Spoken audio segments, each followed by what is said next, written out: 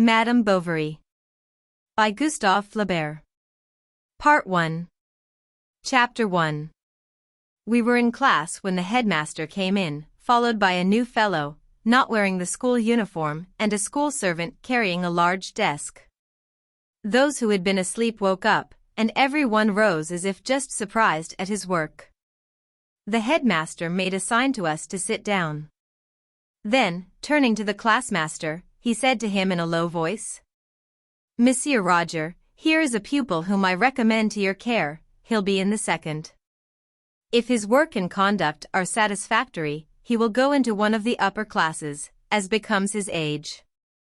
The new fellow, standing in the corner behind the door so that he could hardly be seen, was a country lad of about 15, and taller than any of us. His hair was cut square on his forehead like a village chorister's. He looked reliable, but very ill at ease. Although he was not broad-shouldered, his short school jacket of green cloth with black buttons must have been tied about the armholes, and showed at the opening of the cuffs red wrists accustomed to being bare. His legs, in blue stockings, looked out from beneath yellow trousers, drawn tight by braces. He wore stout, ill-cleaned, hobnailed boots. We began repeating the lesson. He listened with all his ears, as attentive as if at a sermon, not daring even to cross his legs or lean on his elbow, and when at 2 o'clock the bell rang, the master was obliged to tell him to fall into line with the rest of us. When we came back to work, we were in the habit of throwing our caps on the ground so as to have our hands more free. We used from the door to toss them under the form, so that they hit against the wall and made a lot of dust. It was the thing. But, whether he had not noticed the trick, or did not dare to attempt it, the new fellow was still holding his cap on his knees even after prayers were over. It was one of those headgears of composite order, in which we can find traces of the bearskin, shako, billycock hat, sealskin cap, and cotton nightcap, one of those poor things, in fine, whose dumb ugliness has depths of expression, like an imbecile's face. Oval, stiffened with whalebone, it began with 3 round knobs. Then came in succession lozenges of velvet and rabbitskin separated by a red band. After that a sort of bag that ended in a cardboard polygon covered with complicated braiding, from which hung, at the end of a long thin cord, small twisted gold threads in the manner of a tassel. The cap was new, its peak shone. "Rise," said the master. He stood up, his cap fell. The whole class began to laugh. He stooped to pick it up. A neighbor knocked it down again with his elbow. He picked it up once more. "Get rid of your helmet," said the master, who was a bit of a wag. There was a burst of laughter from the boys, which so thoroughly put the poor lad out of countenance that he did not know whether to keep his cap in his hand, leave it on the ground, or put it on his head. He sat down again and placed it on his knee. "Rise," repeated the master, "and tell me your name." The new boy articulated in a stammering voice an unintelligible name. Again.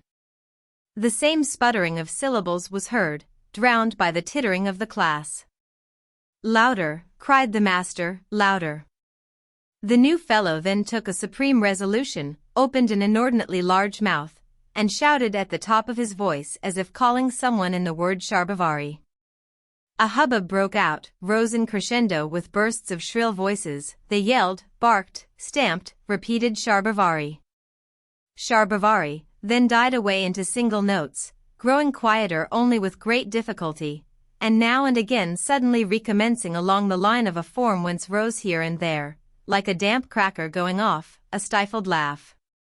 However, amid a rain of impositions, order was gradually re-established in the class, and the master, having succeeded in catching the name of Charles Bovary, having had it dictated to him, spelled out and reread, at once ordered the poor devil to go and sit down on the punishment form at the foot of the master's desk. He got up, but before going hesitated. "What are you looking for?" asked the master. "My CAP," timidly said the new fellow, casting troubled looks round him. 500 lines for all the class, shouted in a furious voice, stopped, like the quo's ego, a fresh outburst. "Silence," continued the master indignantly, wiping his brow with his handkerchief. which he had just taken from his cap. As to you, new boy, you will conjugate ridiculous some 20 times. Then, in a gentler tone, come, you'll find your cap again, it hasn't been stolen. Quiet was restored. Heads bent over desks, and the new fellow remained for 2 hours in an exemplary attitude, although from time to time some paper pellet flipped from the tip of a pen came bang in his face. But he wiped his face with one hand and continued motionless, his eyes lowered. In the evening, at preparation, he pulled out his pens from his desk, arranged his small belongings, and carefully ruled his paper. We saw him working conscientiously, looking up every word in the dictionary, and taking the greatest pains. Thanks, no doubt, to the willingness he showed, he had not to go down to the class below. But though he knew his rules passably, he had little finish in composition. It was the cure of his village who had taught him his first Latin, his parents, from motives of economy, having sent him to school as late as possible. His father, Monsieur Charles Denis Bartholomé Bovary, retired assistant surgeon major, compromised about 1812 in certain conscription scandals, and forced at this time to leave the service, had taken advantage of his fine figure to get hold of a dowry of 60,000 francs that offered in the person of a hosier's daughter who had fallen in love with his good looks. A fine man, a great talker, making his spurs ring as he walked, wearing whiskers that ran into his mustache, his fingers always garnished with rings and dressed in loud colors, he had the dash of a military man with the easy go of a commercial traveler. Once married, he lived for 3 or 4 years on his wife's fortune, dining well, rising late, smoking long porcelain pipes, not coming in at night till after the theater, and haunting cafes. The father-in-law died, leaving little. He was indignant at this, went in for the business, lost some money in it, then retired to the country, where he thought he would make money. But, as he knew no more about farming than calico, as he rode his horses instead of sending them to plow, drank his cider in bottle instead of selling it in cask, ate the finest poultry in his farmyard, and greased his hunting boots with the fat of his pigs, he was not long in finding out that he would do better to give up all speculation. For 200 francs a year he managed to live on the border of the provinces of Cox and Picardy, in a kind of place half farm, half private house, and here, soured, eaten up with regrets, cursing his luck, jealous of everyone, he shut himself up at the age of 45, sick of men, he said, and determined to live at peace. His wife had adored him once on a time, she had bored him with 1,000 servilities that had only estranged him the more. Lively once, expansive and affectionate, in growing older she had become after the fashion of wine that, exposed to air, turns to vinegar, ill-tempered, grumbling, irritable. She had suffered so much without complaint at first, until she had seen him going after all the village drabs, and until a score of bad houses sent him back to her at night, weary, stinking drunk. Then her pride revolted. After that she was silent, burying her anger in a dumb stoicism that she maintained till her death. She was constantly going about looking after business matters. She called on the lawyers, the president, remembered when bills fell due, got them renewed, and at home ironed, sewed, washed, looked after the workmen, paid the accounts, while he, troubling himself about nothing, eternally besotted in sleepy sulkiness, whence he only roused himself to say disagreeable things to her, sat smoking by the fire and spitting into the cinders. When she had a child, it had to be sent out to nurse. When he came home, the lad was spoilt as if he were a prince. His mother stuffed him with jam, his father let him run about barefoot, and, playing the philosopher, even said he might as well go about quite naked like the young of animals. As opposed to the maternal ideas, he had a certain virile idea of childhood on which he sought to mold his son, wishing him to be brought up heartily, like a Spartan, to give him a strong constitution. He sent him to bed without any fire, taught him to drink off large draughts of rum and to jeer at religious processions. But, peaceable by nature, the lad answered only poorly to his notions. His mother always kept him near her, she cut out cardboard for him, told him tales, entertained him with endless monologues full of melancholy gaiety and charming nonsense. In her life's isolation she centered on the child's head all her shattered, broken little vanities. She dreamed of high station. She already saw him, tall, handsome, clever, settled as an engineer or in the law. She taught him to read, and even, on an old piano, she had taught him 2 or 3 little songs. But to all this Monsieur Bovary, caring little for letters, said it was not worth while.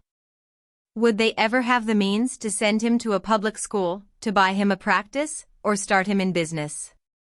Besides, with cheek a man always gets on in the world. Madame Bovary bit her lips, and the child knocked about the village. He went after the laborers, drove away with clods of earth the ravens that were flying about.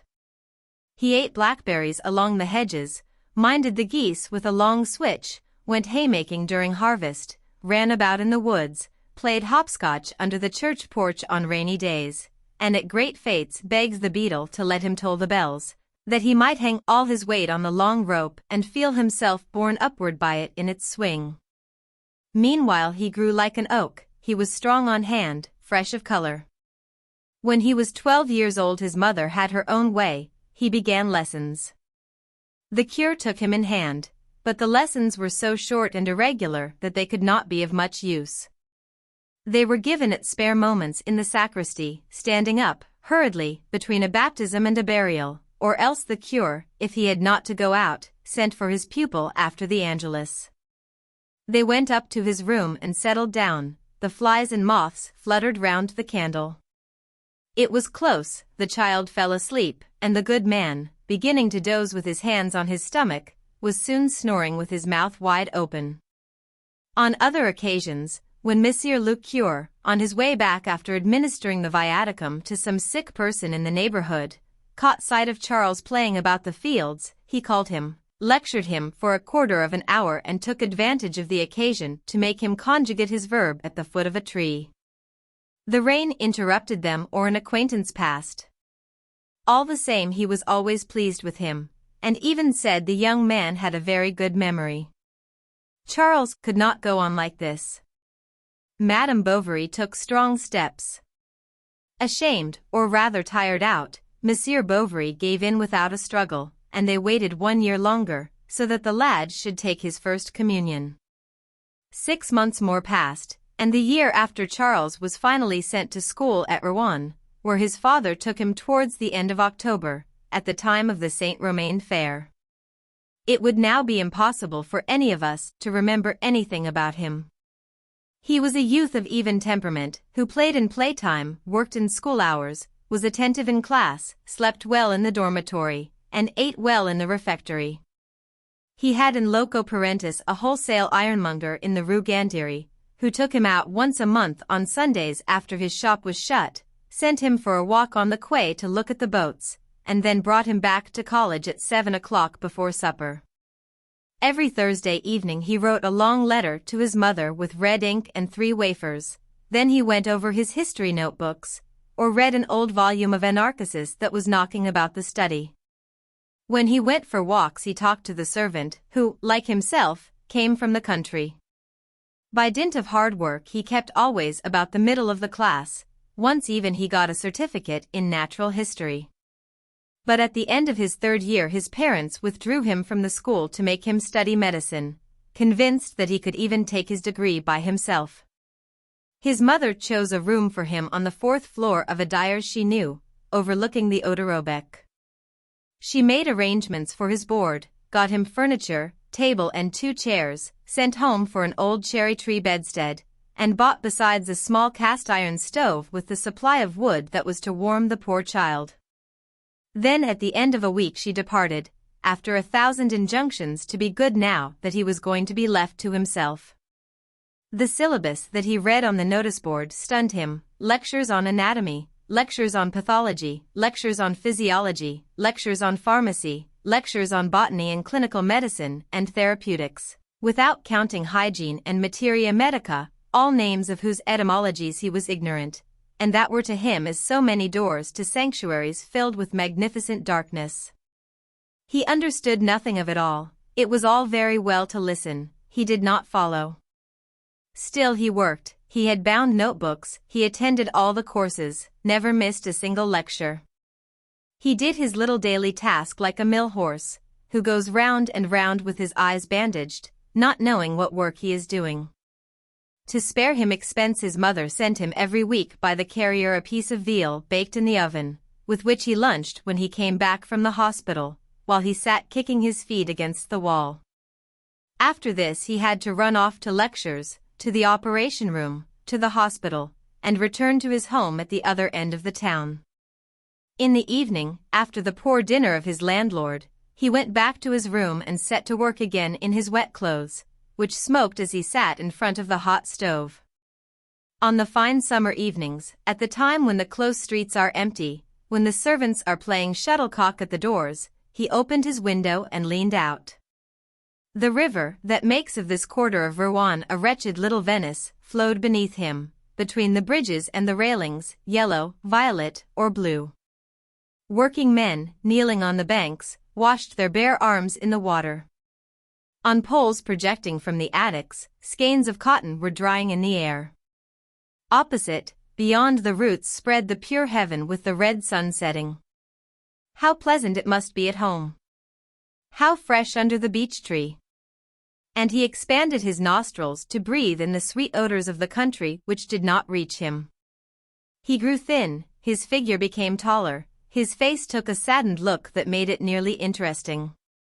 Naturally, through indifference, he abandoned all the resolutions he had made. Once he missed a lecture, the next day all the lectures, and, enjoying his idleness, little by little, he gave up work altogether. He got into the habit of going to the public house, and had a passion for dominoes. To shut himself up every evening in the dirty public room, to push about on marble tables the small sheep bones with black dots, seemed to him a fine proof of his freedom, which raised him in his own esteem. It was beginning to see life, the sweetness of stolen pleasures, and when he entered, he put his hand on the door handle with a joy almost sensual. Then many things hidden within him came out. He learnt couplets by heart and sang them to his boon companions, became enthusiastic about Berenger, learnt how to make punch, and, finally, how to make love. Thanks to these preparatory labors, he failed completely in his examination for an ordinary degree. He was expected home the same night to celebrate his success. He started on foot, stopped at the beginning of the village, sent for his mother, and told her all. She excused him, threw the blame of his failure on the injustice of the examiners, encouraged him a little, and took upon herself to set matters straight. It was only 5 years later that Monsieur Bovary knew the truth. It was old then, and he accepted it. Moreover, he could not believe that a man born of him could be a fool. So Charles set to work again and crammed for his examination, ceaselessly learning all the old questions by heart. He passed pretty well. What a happy day for his mother! They gave a grand dinner. Where should he go to practice? To Tostes, where there was only one old doctor. For a long time Madame Bovary had been on the lookout for his death, and the old fellow had barely been packed off when Charles was installed, opposite his place, as his successor. But it was not everything to have brought up a son, to have had him taught medicine, and discovered Tostes, where he could practice it. He must have a wife. She found him one, the widow of a bailiff at Dieppe, who was 45 and had an income of 1,200 francs.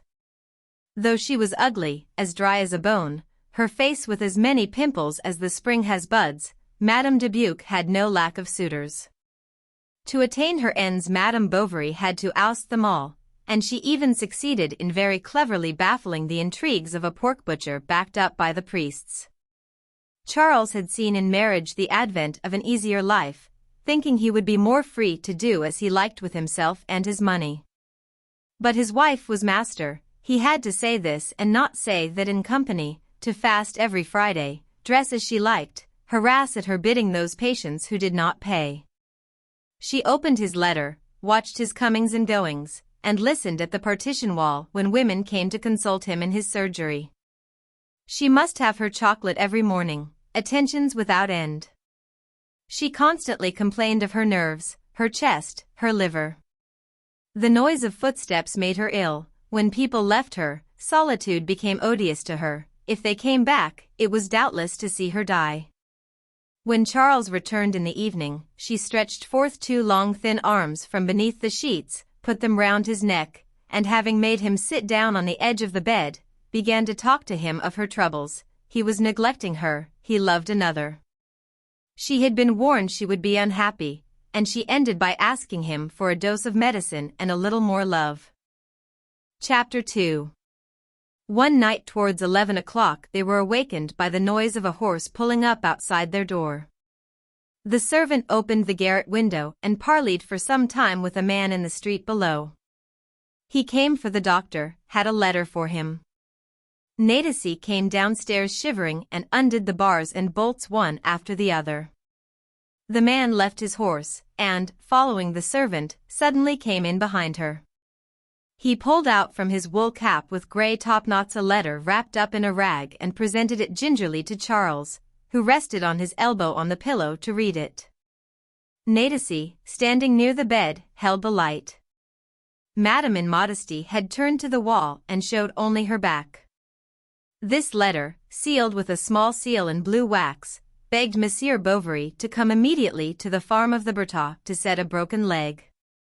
Now from Tostes to the Bertaux was a good 18 miles across country by way of Longueville and St. Victor. It was a dark night. Madame Bovary Jr. was afraid of accidents for her husband. So it was decided the stable boy should go on first. Charles would start 3 hours later when the moon rose. A boy was to be sent to meet him, and show him the way to the farm, and open the gates for him. Towards 4 o'clock in the morning, Charles, well wrapped up in his cloak, set out for the Bertaux. Still sleepy from the warmth of his bed, he let himself be lulled by the quiet trot of his horse. When it stopped of its own accord in front of those holes surrounded with thorns that are dug on the margin of furrows, Charles awoke with a start, suddenly remembered the broken leg, and tried to call to mind all the fractures he knew. The rain had stopped, day was breaking, and on the branches of the leafless trees birds roosted motionless, their little feathers bristling in the cold morning wind. The flat country stretched as far as eye could see, and the tufts of trees round the farms at long intervals seemed like dark violet stains on the cast grey surface, that on the horizon faded into the gloom of the sky.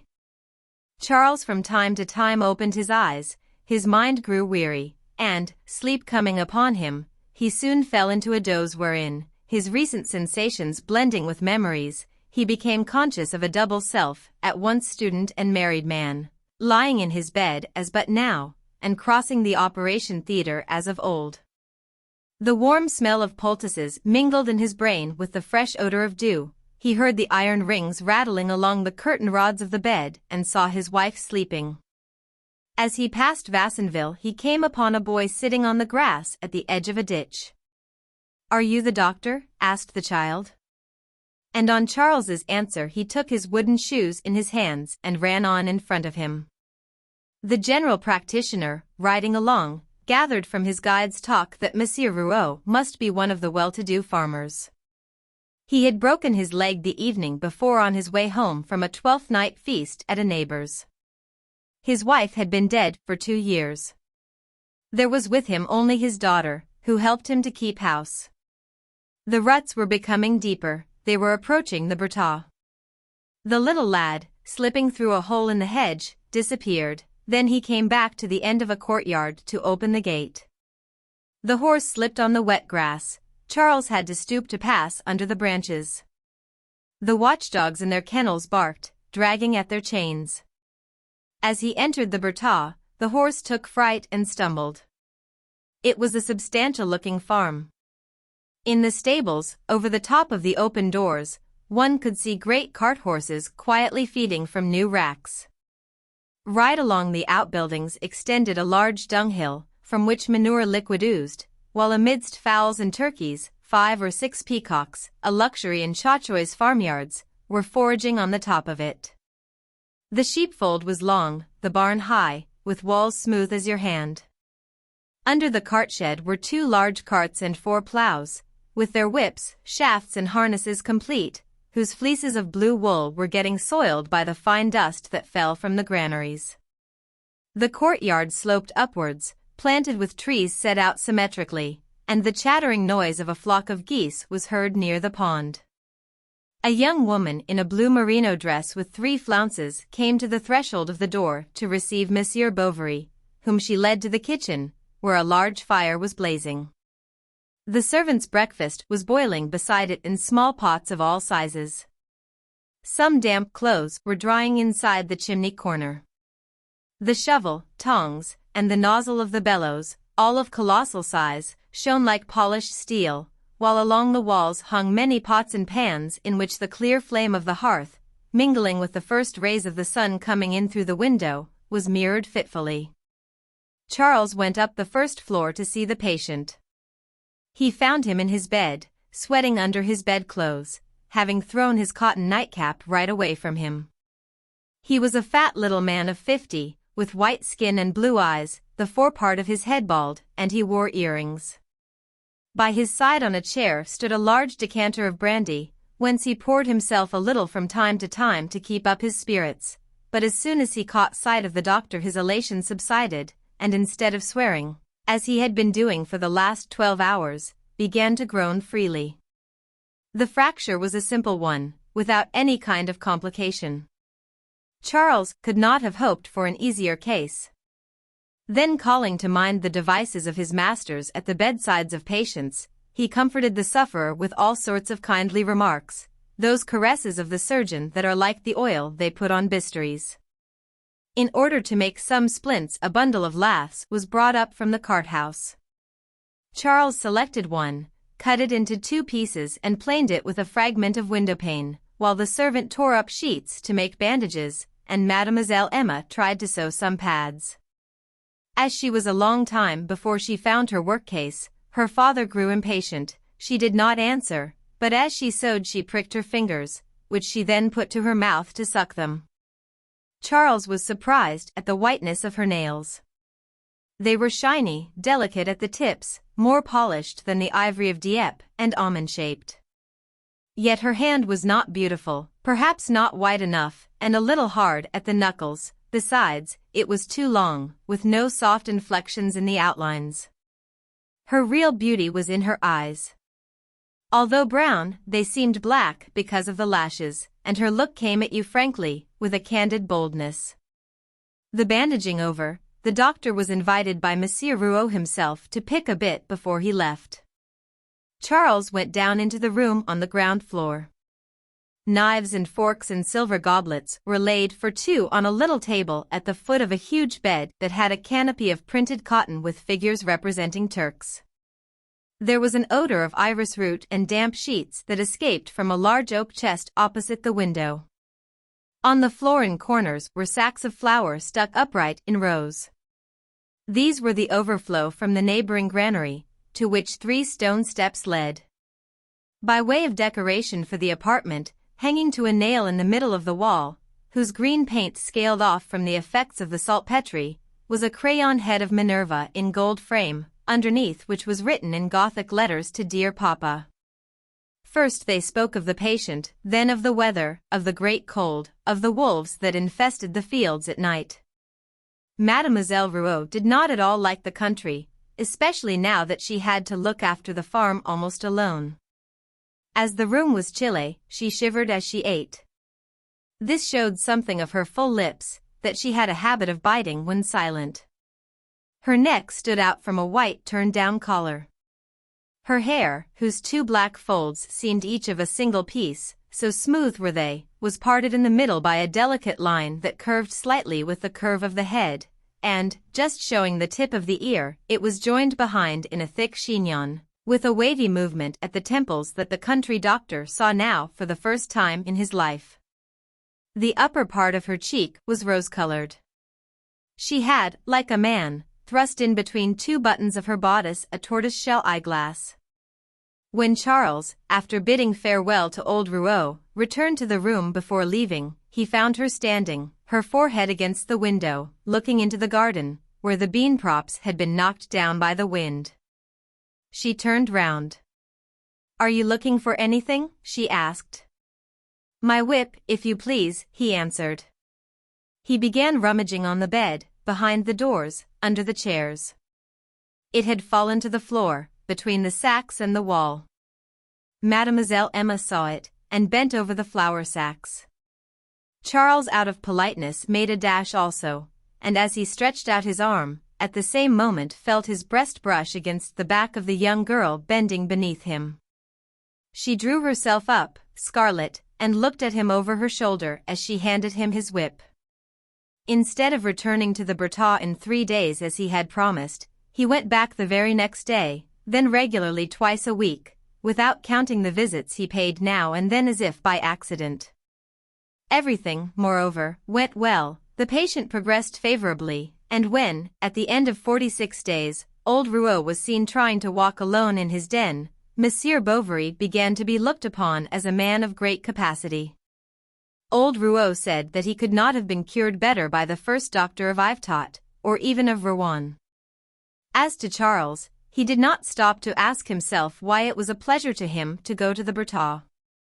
Had he done so, he would, no doubt, have attributed his zeal to the importance of the case, or perhaps to the money he hoped to make by it. Was it for this, however, that his visits to the farm formed a delightful exception to the meager occupations of his life? On these days he rose early, set off at a gallop, urging on his horse, then got down to wipe his boots in the grass and put on black gloves before entering. He liked going into the courtyard, and noticing the gate turn against his shoulder, the cock crow on the wall, the lads run to meet him. He liked the granary and the stables. He liked old Rouault, who pressed his hand and called him his savior. He liked the small wooden shoes of Mademoiselle Emma on the scoured flags of the kitchen. Her high heels made her a little taller, and when she walked in front of him, the wooden soles springing up quickly struck with a sharp sound against the leather of her boots. She always accompanied him to the first step of the stairs. When his horse had not yet been brought round, she stayed there. They had said goodbye, there was no more talking. The open air wrapped her round, playing with the soft down on the back of her neck, or blew to and fro on her hips the apron strings that fluttered like streamers. Once, during a thaw, the bark of the trees in the yard was oozing, the snow on the roofs of the outbuildings was melting. She stood on the threshold, and went to fetch her sunshade and opened it. The sunshade of silk of the color of pigeons' breasts, through which the sun shone, lighted up with shifting hues the white skin of her face. She smiled under the tender warmth, and drops of water could be heard falling one by one on the stretched silk. During the first period of Charles's visits to the Bertaux, Madame Bovary Jr. never failed to inquire after the invalid, and she had even chosen in the book that she kept on a system of double entry a clean blank page for Monsieur Rouault. But when she heard he had a daughter, she began to make inquiries, and she learnt that Mademoiselle Rouault, brought up at the Ursuline convent, had received what is called a good education, and so knew dancing, geography, drawing, how to embroider and play the piano. That was the last straw. So it is for this, she said to herself, that his face beams when he goes to see her, and that he puts on his new waistcoat at the risk of spoiling it with the rain. Ah! That woman! That woman! And she detested her instinctively. At first she solaced herself by allusions that Charles did not understand, then by casual observations that he let pass for fear of a storm, finally by open apostrophes to which he knew not what to answer. Why did he go back to the Bertaux now that Monsieur Rouault was cured and that these folks hadn't paid yet? Ah! It was because a young lady was there, someone who knew how to talk, to embroider, to be witty. That was what he cared about. He wanted town misses. And she went on. The daughter of old Rouault, a town miss. Get out. Their grandfather was a shepherd, and they have a cousin who was almost had up at the assizes for a nasty blow in a quarrel. It is not worth while making such a fuss, or showing herself at church on Sundays in a silk gown like a countess. Besides, the poor old chap, if it hadn't been for the calls last year, would have had much ado to pay up his arrears. For very weariness Charles left off going to the Bertaux. Heloise made him swear, his hand on the prayer book, that he would go there no more after much sobbing and many kisses, in a great outburst of love. He obeyed then, but the strength of his desire protested against the servility of his conduct, and he thought, with a kind of naive hypocrisy, that his interdict to see her gave him a sort of right to love her. And then the widow was thin, she had long teeth, wore in all weathers a little black shawl, the edge of which hung down between her shoulder blades, her bony figure was sheathed in her clothes as if they were a scabbard, they were too short, and displayed her ankles with the laces of her large boots crossed over grey stockings. Charles's mother came to see them from time to time, but after a few days the daughter-in-law seemed to put her own edge on her, and then, like two knives, they scarified him with their reflections and observations. It was wrong of him to eat so much. Why did he always offer a glass of something to everyone who came? What obstinacy not to wear flannels! In the spring it came about that a notary at Ingouville, the holder of the widow Dubuc's property, one fine day went off, taking with him all the money in his office. Heloise, it is true, still possessed, besides a share in a boat valued at 6,000 francs, her house in the Rue Saint-François, and yet, with all this fortune that had been so trumpeted abroad, nothing, excepting perhaps a little furniture and a few clothes, had appeared in the household. The matter had to be gone into. The house at Dieppe was found to be eaten up with mortgages to its foundations. What she had placed with the notary God only knew, and her share in the boat did not exceed 1,000 crowns. She had lied, the good lady. In his exasperation, Monsieur Bovary the elder, smashing a chair on the flags, accused his wife of having caused misfortune to the son by harnessing him to such a harridan, whose harness wasn't worth her hide. They came to toasts. Explanations followed. There were scenes. Heloise in tears, throwing her arms about her husband, implored him to defend her from his parents. Charles tried to speak up for her. They grew angry and left the house. But the blow had struck home. A week after, as she was hanging up some washing in her yard, she was seized with a spitting of blood, and the next day, while Charles had his back turned to her drawing the window curtain, she said, "Oh God," gave a sigh and fainted. She was dead. What a surprise! When all was over at the cemetery, Charles went home.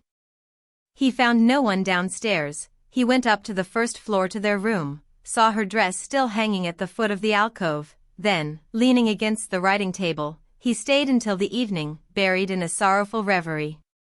She had loved him after all. Chapter 3. One morning old Rouault brought Charles the money for setting his leg, 75 francs in 40 sou pieces, and a turkey. He had heard of his loss, and consoled him as well as he could. "I know what it is," said he, clapping him on the shoulder, "I've been through it. When I lost my dear departed, I went into the fields to be quite alone. I fell at the foot of a tree, I cried, I called on God, I talked nonsense to him. I wanted to be like the moles that I saw on the branches, their insides swarming with worms, dead, and an end of it. And when I thought that there were others at that very moment with their nice little wives holding them in their embrace, I struck great blows on the earth with my stick. I was pretty well mad with not eating. The very idea of going to a café disgusted me, you wouldn't believe it. Well, quite softly, one day following another, a spring on a winter, and an autumn after a summer, this wore away, piece by piece, crumb by crumb, it passed away, it is gone, I should say it has sunk, for something always remains at the bottom, as one would say, a weight here, at one's heart. But since it is the lot of all of us, one must not give way altogether, and, because others have died, want to die too. You must pull yourself together, Monsieur Bovary. It will pass away. Come to see us, my daughter thinks of you now and again, do you know, and she says you are forgetting her. Spring will soon be here. We'll have some rabbit shooting in the warrens to amuse you a bit." Charles followed his advice. He went back to the Bertaux. He found all as he had left it, that is to say, as it was 5 months ago. The pear trees were already in blossom, and Farmer Rouault, on his legs again, came and went, making the farm more full of life. Thinking it his duty to heap the greatest attention upon the doctor because of his sad position, he begged him not to take his hat off, spoke to him in an undertone as if he had been ill, and even pretended to be angry because nothing rather lighter had been prepared for him than for the others, such as a little clotted cream or stewed pears.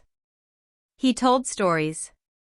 Charles found himself laughing, but the remembrance of his wife suddenly coming back to him depressed him. Coffee was brought in. He thought no more about her. He thought less of her as he grew accustomed to living alone. The new delight of independence soon made his loneliness bearable. He could now change his meal times, go in or out without explanation, and when he was very tired stretch himself at full length on his bed. So he nursed and coddled himself and accepted the consolations that were offered him. On the other hand, the death of his wife had not served him ill in his business, since for a month people had been saying, "The poor young man. What a loss!" His name had been talked about, his practice had increased, and moreover, he could go to the Bertaux just as he liked. He had an aimless hope, and was vaguely happy. He thought himself better looking as he brushed his whiskers before the looking-glass. One day he got there about 3 o'clock. Everybody was in the fields. He went into the kitchen, but did not at once catch sight of Emma. The outside shutters were closed. Through the chinks of the wood the sun sent across the flooring long fine rays that were broken at the corners of the furniture and trembled along the ceiling. Some flies on the table were crawling up the glasses that had been used, and buzzing as they drowned themselves in the dregs of the cider. The daylight that came in by the chimney made velvet of the soot at the back of the fireplace, and touched with blue the cold cinders. Between the window and the hearth Emma was sewing. She wore no fichu. He could see small drops of perspiration on her bare shoulders. After the fashion of country folks, she asked him to have something to drink. He said no. She insisted, and at last laughingly offered to have a glass of liqueur with him. So she went to fetch a bottle of curaçao from the cupboard, reached down 2 small glasses, filled one to the brim, poured scarcely anything into the other, and, after having clinked glasses, carried hers to her mouth. As it was almost empty, she bent back to drink, her head thrown back, her lips pouting, her neck on the strain. She laughed at getting none of it, while with the tip of her tongue passing between her small teeth she licked drop by drop the bottom of her glass. She sat down again and took up her work, a white cotton stocking she was darning. She worked with her head bent down. She did not speak, nor did Charles. The air coming in under the door blew a little dust over the flags. He watched it drift along, and heard nothing but the throbbing in his head and the faint clucking of a hen that had laid an egg in the yard.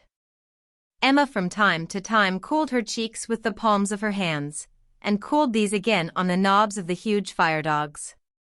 She complained of suffering since the beginning of the season from giddiness. She asked if sea baths would do her any good. She began talking of her convent, Charles of his school. Words came to them.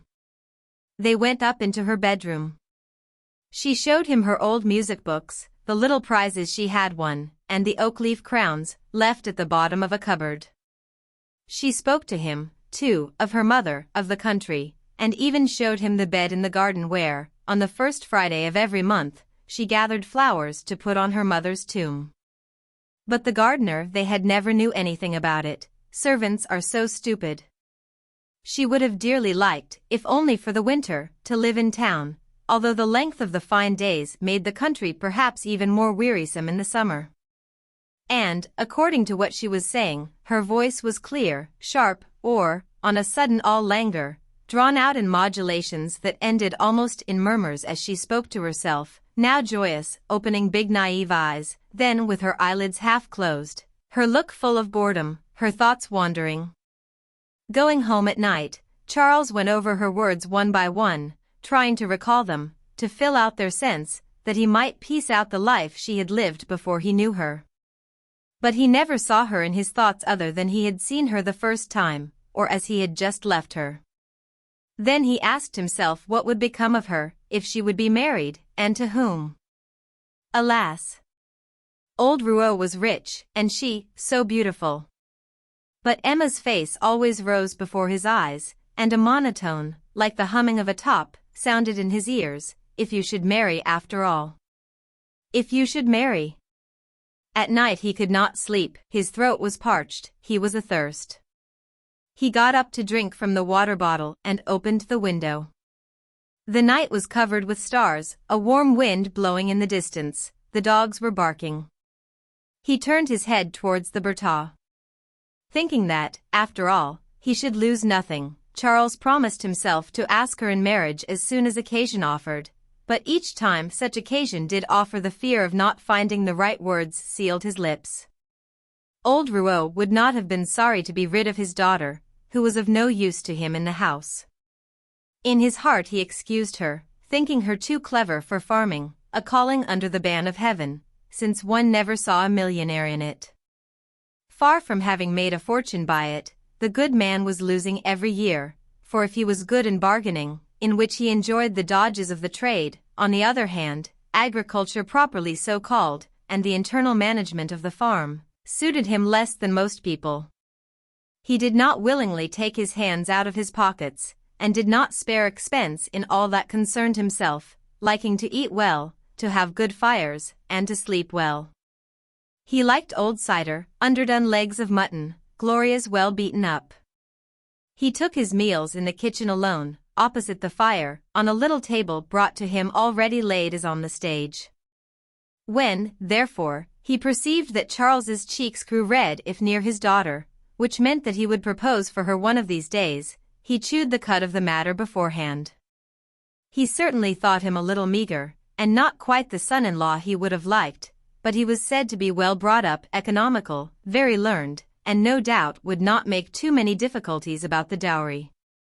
Now, as old Rouault would soon be forced to sell 22 acres of his property, as he owed a good deal to the mason, to the harness-maker, and as the shaft of the cider press wanted renewing, if he asks for her, he said to himself, I'll give her to him.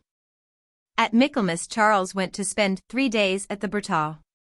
The last had passed like the others in procrastinating from hour to hour. Old Rouault was seeing him off, they were walking along the road full of ruts, they were about to part. This was the time. Charles gave himself as far as to the corner of the hedge, and at last, when past it, Monsieur Rouault, he murmured, I should like to say something to you. They stopped. Charles was silent. Well, tell me your story. Don't I know all about it, said old Rouault, laughing softly. Monsieur Rouault, stammered Charles. I ask nothing better, the farmer went on. Although, no doubt, the little one is of my mind, still we must ask her opinion. So you get off, I'll go back home. If it is yes, you needn't return because of all the people about, and besides it would upset her too much.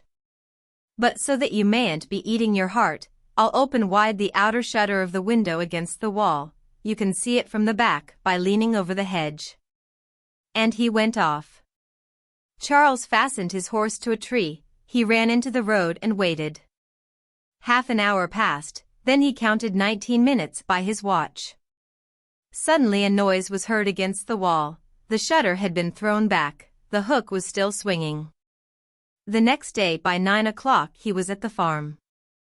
Emma blushed as he entered, and she gave a little forced laugh to keep herself in countenance.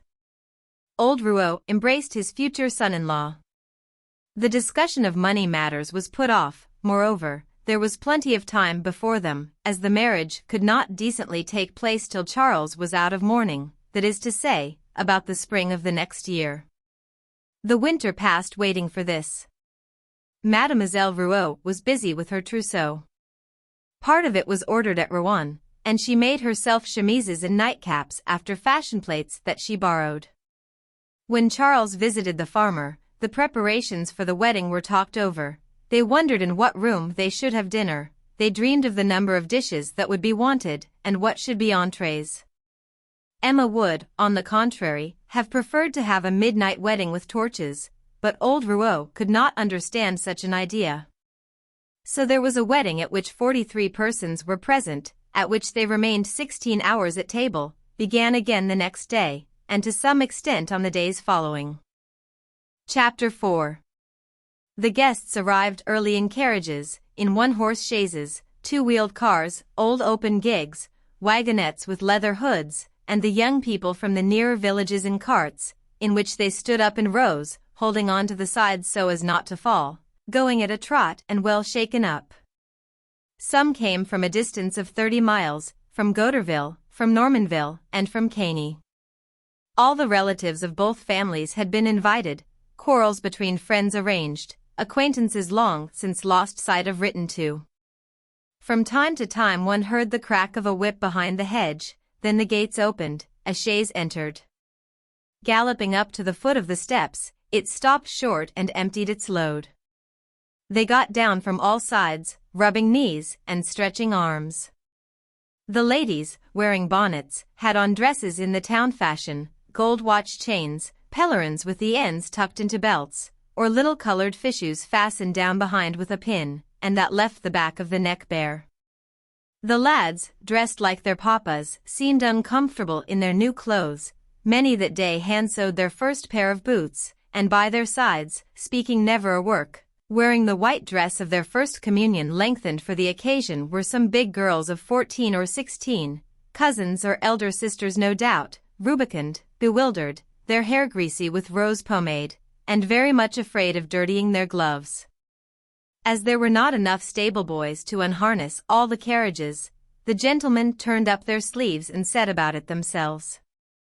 According to their different social positions they wore tailcoats, overcoats, shooting jackets, cutaway coats, fine tailcoats, redolent of family respectability, that only came out of the wardrobe on state occasions, overcoats with long tails flapping in the wind and round capes and pockets like sacks, shooting jackets of coarse cloth, generally worn with a cap with a brass-bound peak, very short cutaway coats with two small buttons in the back, close together like a pair of eyes, and the tails of which seemed cut out of one piece by a carpenter's hatchet.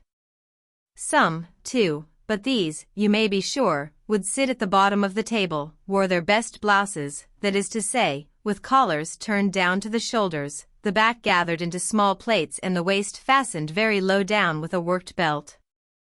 And the shirts stood out from the chests like cuirasses. Everyone had just had his hair cut, ears stood out from the heads, they had been close-shaved, a few, even, who had had to get up before daybreak and not been able to see to shave, had diagonal gashes under their noses or cuts the size of a 3-franc piece along the jaws, which the fresh air en route had inflamed, so that the great white beaming faces were mottled here and there with red dabs. The mairie was a mile and a half from the farm, and they went thither on foot, returning in the same way after the ceremony in the church. The procession, first united like one long colored scarf that undulated across the fields, along the narrow path winding amid the green corn, soon lengthened out, and broke up into different groups that loitered to talk. The fiddler walked in front with his violin, gay with ribbons at its pegs. Then came the married pair, the relations, the friends, all following pell-mell. The children stayed behind amusing themselves, plucking the bellflowers from oat ears, or playing amongst themselves unseen.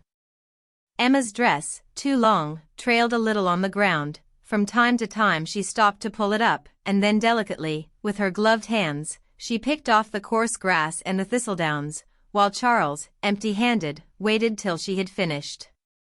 Old Rouault, with a new silk hat and the cuffs of his black coat covering his hands up to the nails, gave his arm to Madame Bovary Senior. As to Monsieur Bovary Senior, who, heartily despising all these folk, had come simply in a frock-coat of military cut with one row of buttons, he was passing compliments of the bar to a fair young peasant. She bowed, blushed, and did not know what to say. The other wedding guests talked of their business or played tricks behind each other's backs, egging one another on in advance to be jolly. Those who listened could always catch the squeaking of the fiddler, who went on playing across the fields. When he saw that the rest were far behind he stopped to take breath, slowly rosined his bow, so that the strings should sound more shrilly, then set off again, by turns lowering and raising his neck, the better to mark time for himself. The noise of the instrument drove away the little birds from afar. The table was laid under the cart shed. On it were 4 sirloins, 6 chicken fricassees, stewed veal, 3 legs of mutton, and in the middle a fine roast suckling pig, flanked by 4 chitlins with sorrel. At the corners were decanters of brandy. Sweet bottled cider frothed round the corks, and all the glasses had been filled to the brim with wine beforehand. Large dishes of yellow cream, that trembled with the least shake of the table, had designed on their smooth surface the initials of the newly wedded pair in nonpareil arabesques. A confectioner of Yvetot had been entrusted with the tarts and sweets. As he had only just set up on the place, he had taken a lot of trouble, and at dessert he himself brought in a set dish that evoked loud cries of wonderment.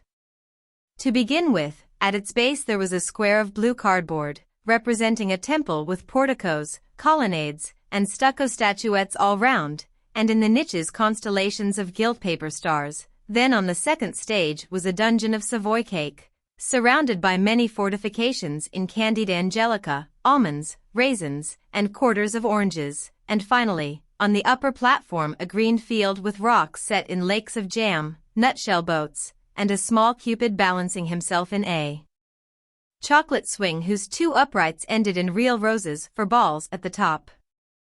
Until night they ate. When any of them were too tired of sitting, they went out for a stroll in the yard, or for a game with corks in the granary, and then returned to table. Some towards the finish went to sleep and snored. But with the coffee everyone woke up. Then they began songs, showed off tricks, raised heavy weights, performed feats with their fingers, then tried lifting carts on their shoulders, made broad jokes, kissed the women.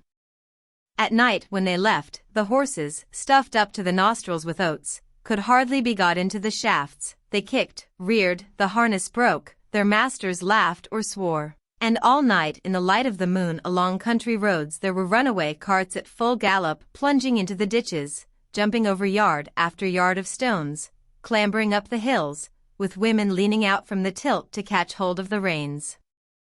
Those who stayed at the Bertaux spent the night drinking in the kitchen. The children had fallen asleep under the seats. The bride had begged her father to be spared the usual marriage pleasantries. However, a fishmonger, one of their cousins, who had even brought a pair of soles for his wedding present, began to squirt water from his mouth through the keyhole, when old Rouault came up just in time to stop him, and explained to him that the distinguished position of his son-in-law would not allow of such liberties.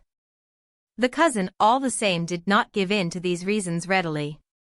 In his heart he accused old Rouault of being proud, and he joined 4 or 5 other guests in a corner, who having, through mere chance, been several times running served with the worst helps of meat, also were of opinion they had been badly used, and were whispering about their host, and with covered hints hoping he would ruin himself.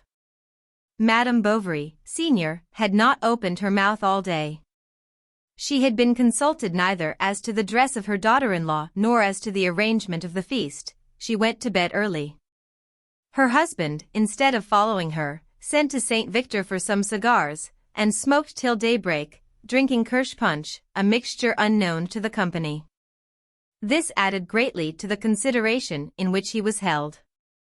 Charles, who was not of a facetious turn, did not shine at the wedding. He answered feebly to the puns, doubles entendres, compliments, and chaff that it was felt a duty to let off at him as soon as the soup appeared. The next day, on the other hand, he seemed another man. It was he who might rather have been taken for the virgin of the evening before, whilst the bride gave no sign that revealed anything. The shrewdest did not know what to make of it, and they looked at her when she passed near them with an unbounded concentration of mind. But Charles concealed nothing. He called her my wife, tutoyed her, asked for her of everyone, looked for her everywhere, and often he dragged her into the yards, where he could be seen from far between the trees, putting his arm around her waist, and walking half-bending over her, ruffling the chemisette of her bodice with his head. 2 days after the wedding the married pair left.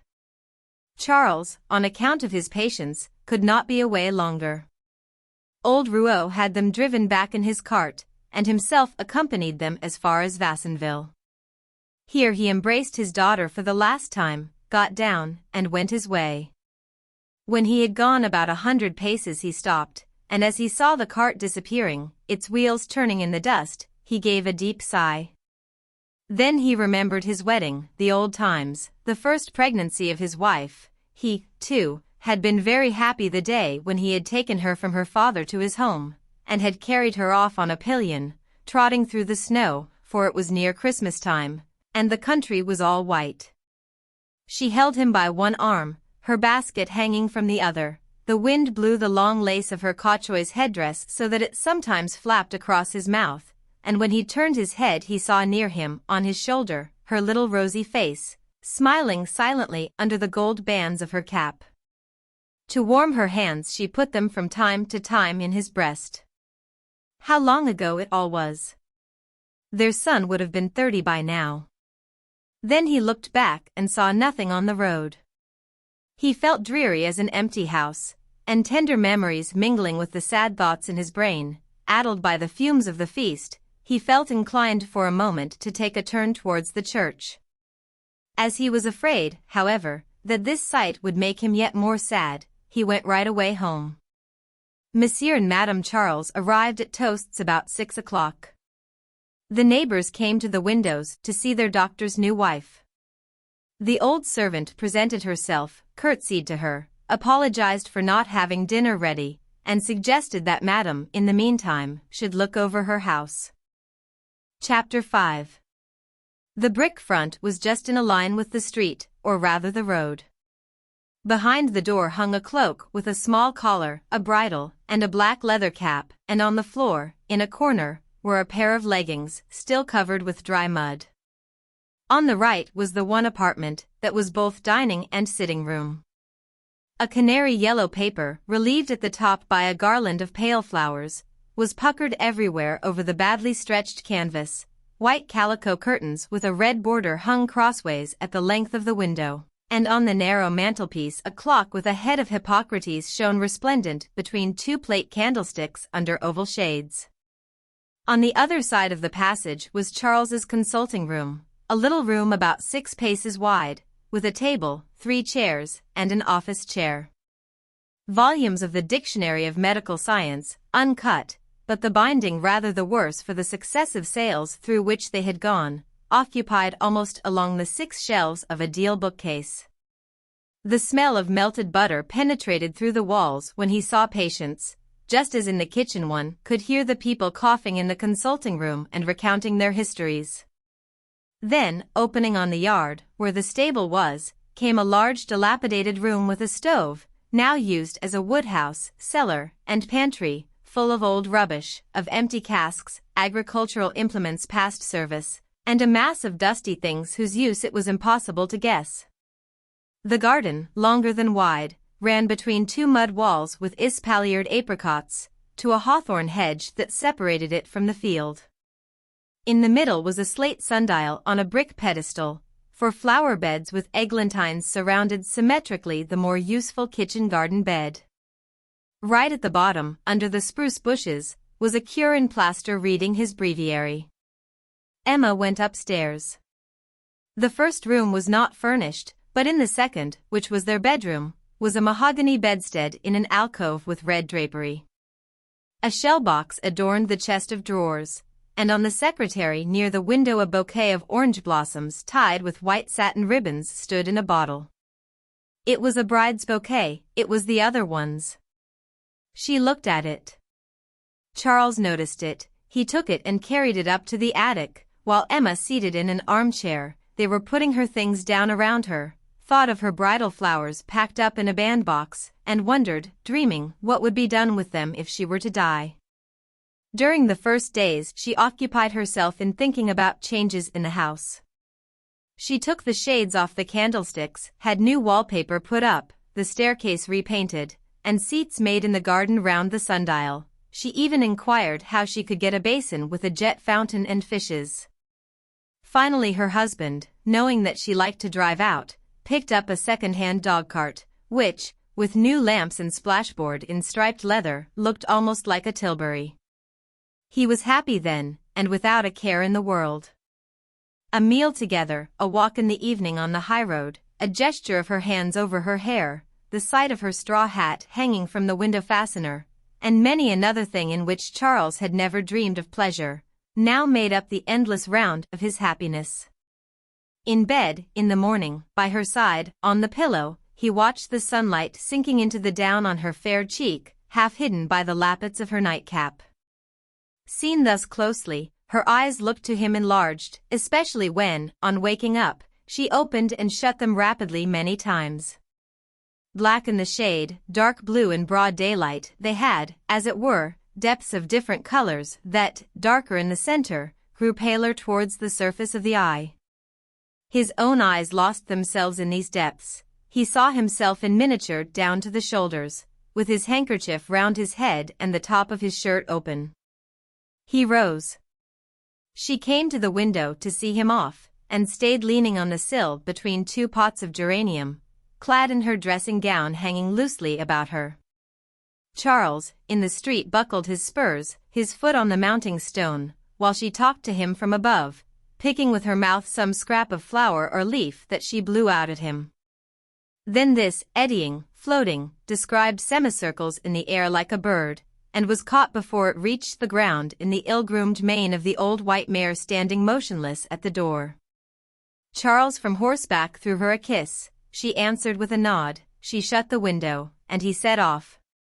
And then along the high road, spreading out its long ribbon of dust, along the deep lanes that the trees bent over as in arbors, along paths where the corn reached to the knees, with the sun on his back and the morning air in his nostrils, his heart full of the joys of the past night, his mind at rest, his flesh at ease, he went on, rechewing his happiness, like those who after dinner taste again the truffles which they are digesting.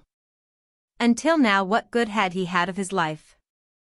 His time at school, when he remained shut up within the high walls, alone, in the midst of companions richer than he or cleverer at their work, who laughed at his accent, who jeered at his clothes, and whose mothers came to the school with cakes in their muffs. Later on, when he studied medicine and never had his purse full enough to treat some little work-girl who would have become his mistress? Afterwards, he had lived 14 months with the widow, whose feet in bed were cold as icicles. But now he had for life this beautiful woman whom he adored. For him the universe did not extend beyond the circumference of her petticoat, and he reproached himself with not loving her. He wanted to see her again. He turned back quickly, ran up the stairs with a beating heart. Emma, in her room, was dressing. He came up on tiptoe, kissed her back. She gave a cry. He could not keep from constantly touching her comb, her ring, her fichu. Sometimes he gave her great-sounding kisses with all his mouth on her cheeks, or else little kisses in a row all along her bare arm from the tip of her fingers up to her shoulder, and she put him away half smiling, half vexed, as you do a child who hangs about you. Before marriage she thought herself in love, but the happiness that should have followed this love not having come, she must, she thought, have been mistaken. And Emma tried to find out what one meant exactly in life by the words felicity, passion, rapture, that had seemed to her so beautiful in books.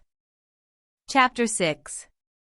She had read Paul and Virginia, and she had dreamed of the little bamboo house, the nigger Domingo, the dog Fiddly, but above all of the sweet friendship of some dear little brother, who seeks red fruit for you on trees taller than steeples, or who runs barefoot over the sand, bringing you a bird's nest. When she was 13, her father himself took her to town to place her in the convent. They stopped at an inn in the St. Gervais quarter, where, at their supper, they used painted plates that set forth the story of Mademoiselle de la Vallière. The explanatory legends, chipped here and there by the scratching of knives, all glorified religion, the tendernesses of the heart, and the pomps of court. Far from being bored at first at the convent, she took pleasure in the society of the good sisters, who, to amuse her, took her to the chapel, which one entered from the refectory by a long corridor. She played very little during recreation hours, knew her catechism well, and it was she who always answered Monsieur le Vicaire's difficult questions. Living thus, without ever leaving the warm atmosphere of the classrooms, and amid these pale-faced women wearing rosaries with brass crosses, she was softly lulled by the mystic languor exhaled in the perfumes of the altar, the freshness of the holy water, and the lights of the tapers. Instead of attending to Mass, she looked at the pious vignettes with their azure borders in her book, and she loved the sick lamb, the Sacred Heart pierced with sharp arrows, or the poor Jesus sinking beneath the cross he carries. She tried, by way of mortification, to eat nothing a whole day. She puzzled her head to find some vow to fulfill. When she went to confession, she invented little sins in order that she might stay there longer, kneeling in the shadow, her hands joined, her face against the grating beneath the whispering of the priest. The comparisons of betrothed, husband, celestial lover, and eternal marriage that recur in sermons stirred within her soul depths of unexpected sweetness. In the evening, before prayers, there was some religious reading in the study. On weeknights it was some abstract of sacred history or the lectures of the Abbé Freycinus, and on Sundays passages from the Génie du Christianisme as a recreation.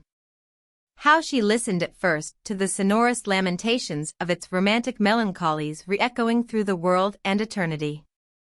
If her childhood had been spent in the shop parlor of some business quarter, she might perhaps have opened her heart to those lyrical invasions of nature, which usually come to us only through translation in books. But she knew the country too well, she knew the lowing of cattle, the milking, the plows. Accustomed to calm aspects of life, she turned, on the contrary, to those of excitement. She loved the sea only for the sake of its storms, and the green fields only when broken up by ruins. She wanted to get some personal profit out of things, and she rejected as useless all that did not contribute to the immediate desires of her heart, being of a temperament more sentimental than artistic, looking for emotions, not landscapes. At the convent there was an old maid who came for a week each month to mend the linen. Patronized by the clergy, because she belonged to an ancient family of noblemen ruined by the Revolution, she dined in the refectory at the table of the good sisters, and after the meal had a bit of chat with them before going back to her work. The girls often slipped out from the study to go and see her. She knew by heart the love songs of the last century, and sang them in a low voice as she stitched away. She told stories, gave them news, went errands in the town, and on the sly lent the big girls some novel that she always carried in the pockets of her apron, and of which the good lady herself swallowed long chapters in the intervals of her work. They were all lovers, sweethearts, persecuted ladies fainting in lonely pavilions, postilions killed at every stage, horses ridden to death on every page, somber forests, heartaches, vows, sobs, tears and kisses, little skiffs by moonlight, nightingales in shady groves, gentlemen brave as lions, gentle as lambs, virtuous as no one ever was, always well dressed, and weeping like fountains. For 6 months, then, Emma, at 15 years of age, made her hands dirty with books from old lending libraries. Through Walter Scott, later on, she fell in love with historical events, dreamed of old chests, guardrooms, and minstrels. She would have liked to live in some old manor house, like those long-waisted chatelaines who, in the shade of pointed arches, spent their days leaning on the stone, chin in hand, watching a cavalier with white plume galloping on his black horse from the distant fields. At this time she had a cult for Mary Stuart and enthusiastic veneration for illustrious or unhappy women. Joan of Arc, Heloise, Agnes Sorel, the beautiful Ferronier, and Clemence Isor stood out to her like comets in the dark immensity of heaven, where also were seen, lost in shadow, and all unconnected, St. Louis with his oak, the dying Bayard, some cruelties of Louis XI, a little of St. Bartholomew's Day, the plume of the Bernays, and always the remembrance of the plates painted in honor of Louis XIV. In the music class, in the ballads she sang, there was nothing but little angels with golden wings, Madonnas, lagunas, gondoliers, mild compositions that allowed her to catch a glimpse athwart the obscurity of style and the weakness of the music of the attractive phantasmagoria of sentimental realities. Some of her companions brought keepsakes given them as New Year's gifts to the convent. These had to be hidden. It was quite an undertaking. They were read in the dormitory. Delicately handling the beautiful satin bindings, Emma looked with dazzled eyes at the names of the unknown authors, who had signed their verses for the most part as counts or viscounts. She trembled as she blew back the tissue paper over the engraving and saw it folded in two and fall gently against the page. Here behind the balustrade of a balcony was a young man in a short cloak, holding in his arms a young girl in a white dress wearing an alms bag at her belt, or there were nameless portraits of English ladies with fair curls, who looked at you from under their round straw hats with their large clear eyes. Some there were lounging in their carriages, gliding through parks, a greyhound bounding along in front of the equipage driven at a trot by two midget postilions in white breeches. Others, dreaming on sofas with an open letter, gazed at the moon through a slightly open window half draped by a black curtain. The naive ones, a tear on their cheeks, were kissing doves through the bars of a Gothic cage, or, smiling, their heads on one side, were plucking the leaves of a marguerite with their taper fingers, that curved at the tips like peaked shoes. And you, too, were there, sultans with long pipes reclining beneath arbors in the arms of bayadirs, giaours, Turkish sabers, Greek caps, and you especially, pale landscapes of dithyrambic lands that often show us at once palm trees and firs, tigers on the right, a lion to the left, Tartar minarets on the horizon, the whole framed by a very neat virgin forest, and with a great perpendicular sunbeam trembling in the water, where, standing out in relief like white excoriations on a steel-gray ground, swans are swimming about. And the shade of the argand lamp fastened to the wall above Emma's head lighted up all these pictures of the world, that passed before her one by one in the silence of the dormitory, and to the distant noise of some belated carriage rolling over the boulevards. When her mother died she cried much the first few days. She had a funeral picture made with the hair of the deceased, and, in a letter sent to the Bertaux full of sad reflections on life, she asked to be buried later on in the same grave. The goodman thought she must be ill, and came to see her. Emma was secretly pleased that she had reached at a first attempt the rare ideal of pale lives, never attained by mediocre hearts. She let herself glide along with Lamartine meanderings, listened to harps on lakes, to all the songs of dying swans, to the falling of the leaves, the pure virgins ascending to heaven, and the voice of the Eternal discoursing down the valleys. She wearied of it, would not confess it, continued from habit, and at last was surprised to feel herself soothed, and with no more sadness at heart than wrinkles on her brow. The good nuns, who had been so sure of her vocation, perceived with great astonishment that Mademoiselle Rouault seemed to be slipping from them. They had indeed been so lavish to her of prayers, retreats, novenas, and sermons, they had so often preached the respect due to saints and martyrs, and given so much good advice as to the modesty of the body and the salvation of her soul, that she did as tightly reined horses, she pulled up short and the bit slipped from her teeth.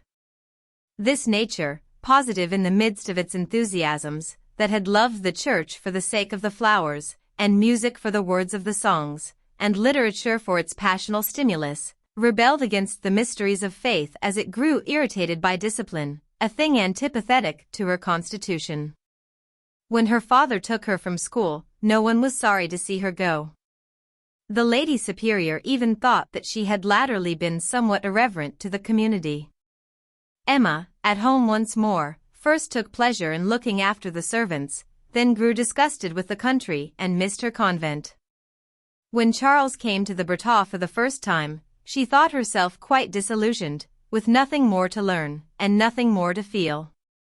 But the uneasiness of her new position, or perhaps the disturbance caused by the presence of this man, had sufficed to make her believe that she at last felt that wondrous passion which, till then, like a great bird with rose-colored wings, hung in the splendor of the skies of poesy, and now she could not think that the calm in which she lived was the happiness she had dreamed.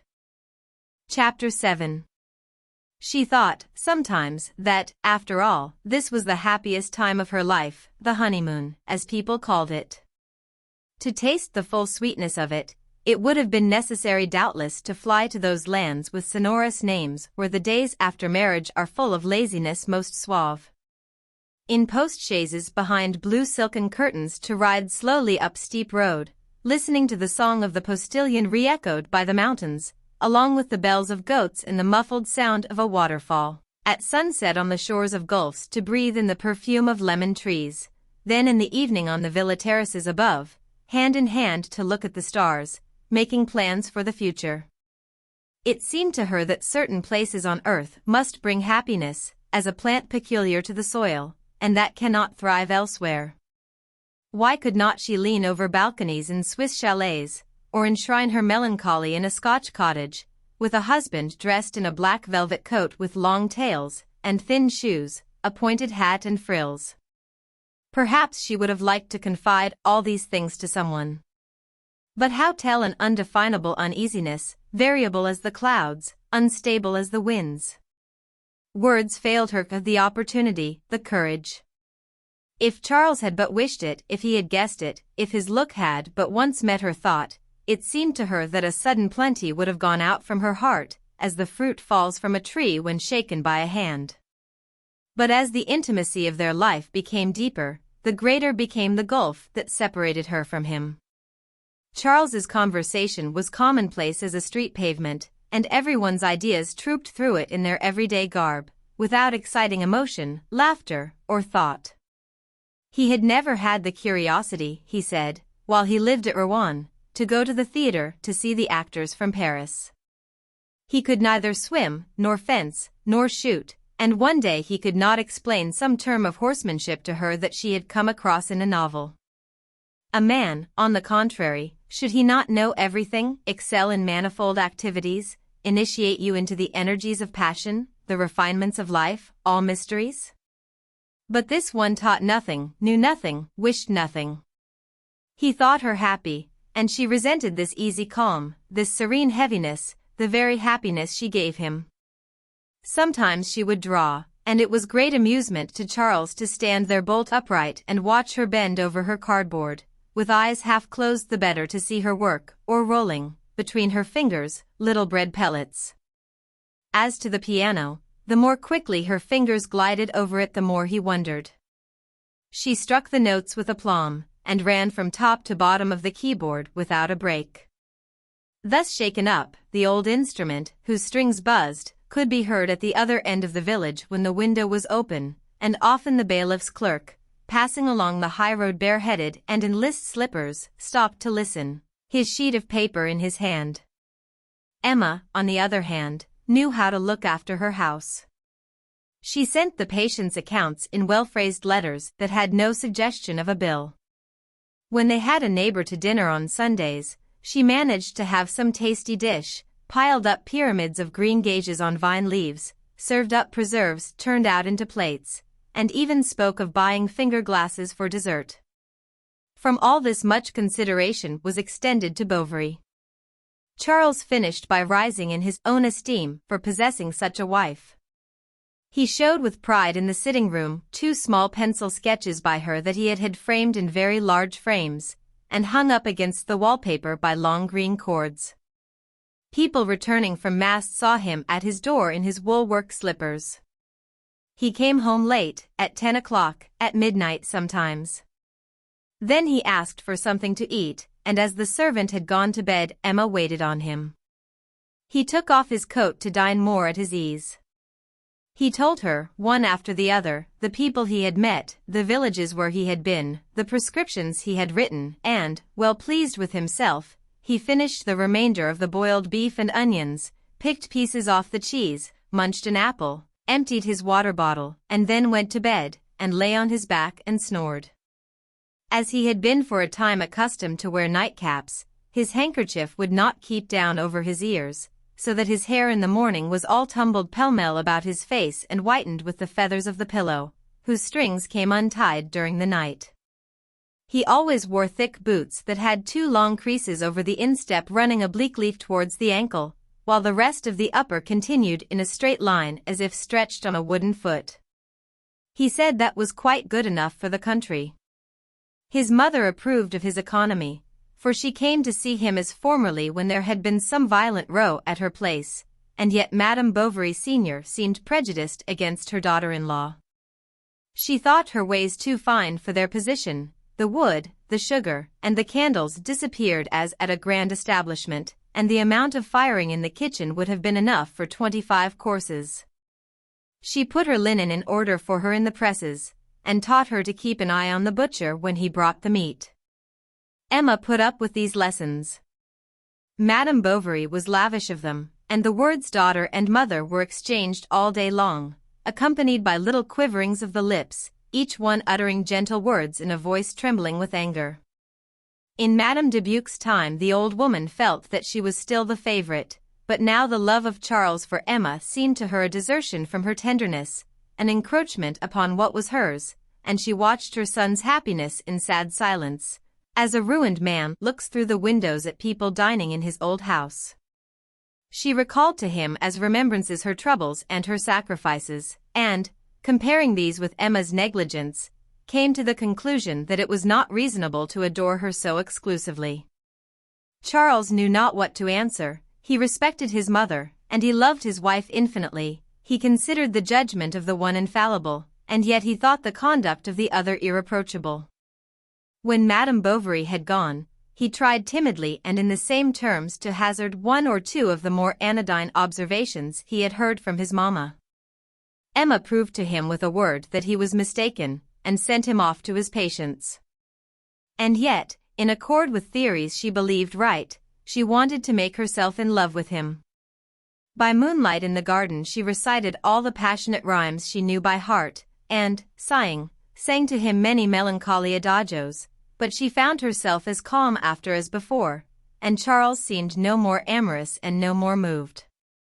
When she had thus for a while struck the flint on her heart without getting a spark, incapable, moreover, of understanding what she did not experience as of believing anything that did not present itself in conventional forms, she persuaded herself without difficulty that Charles's passion was nothing very exorbitant. His outbursts became regular. He embraced her at certain fixed times. It was one habit among other habits, and, like a dessert, looked forward to after the monotony of dinner. A gamekeeper, cured by the doctor of inflammation of the lungs, had given Madame a little Italian greyhound. She took her out walking, for she went out sometimes in order to be alone for a moment, and not to see before her eyes the eternal garden and the dusty road. She went as far as the beeches of Ban Neville, near the deserted pavilion which forms an angle of the wall on the side of the country. Amidst the vegetation of the ditch there are long reeds with leaves that cut you.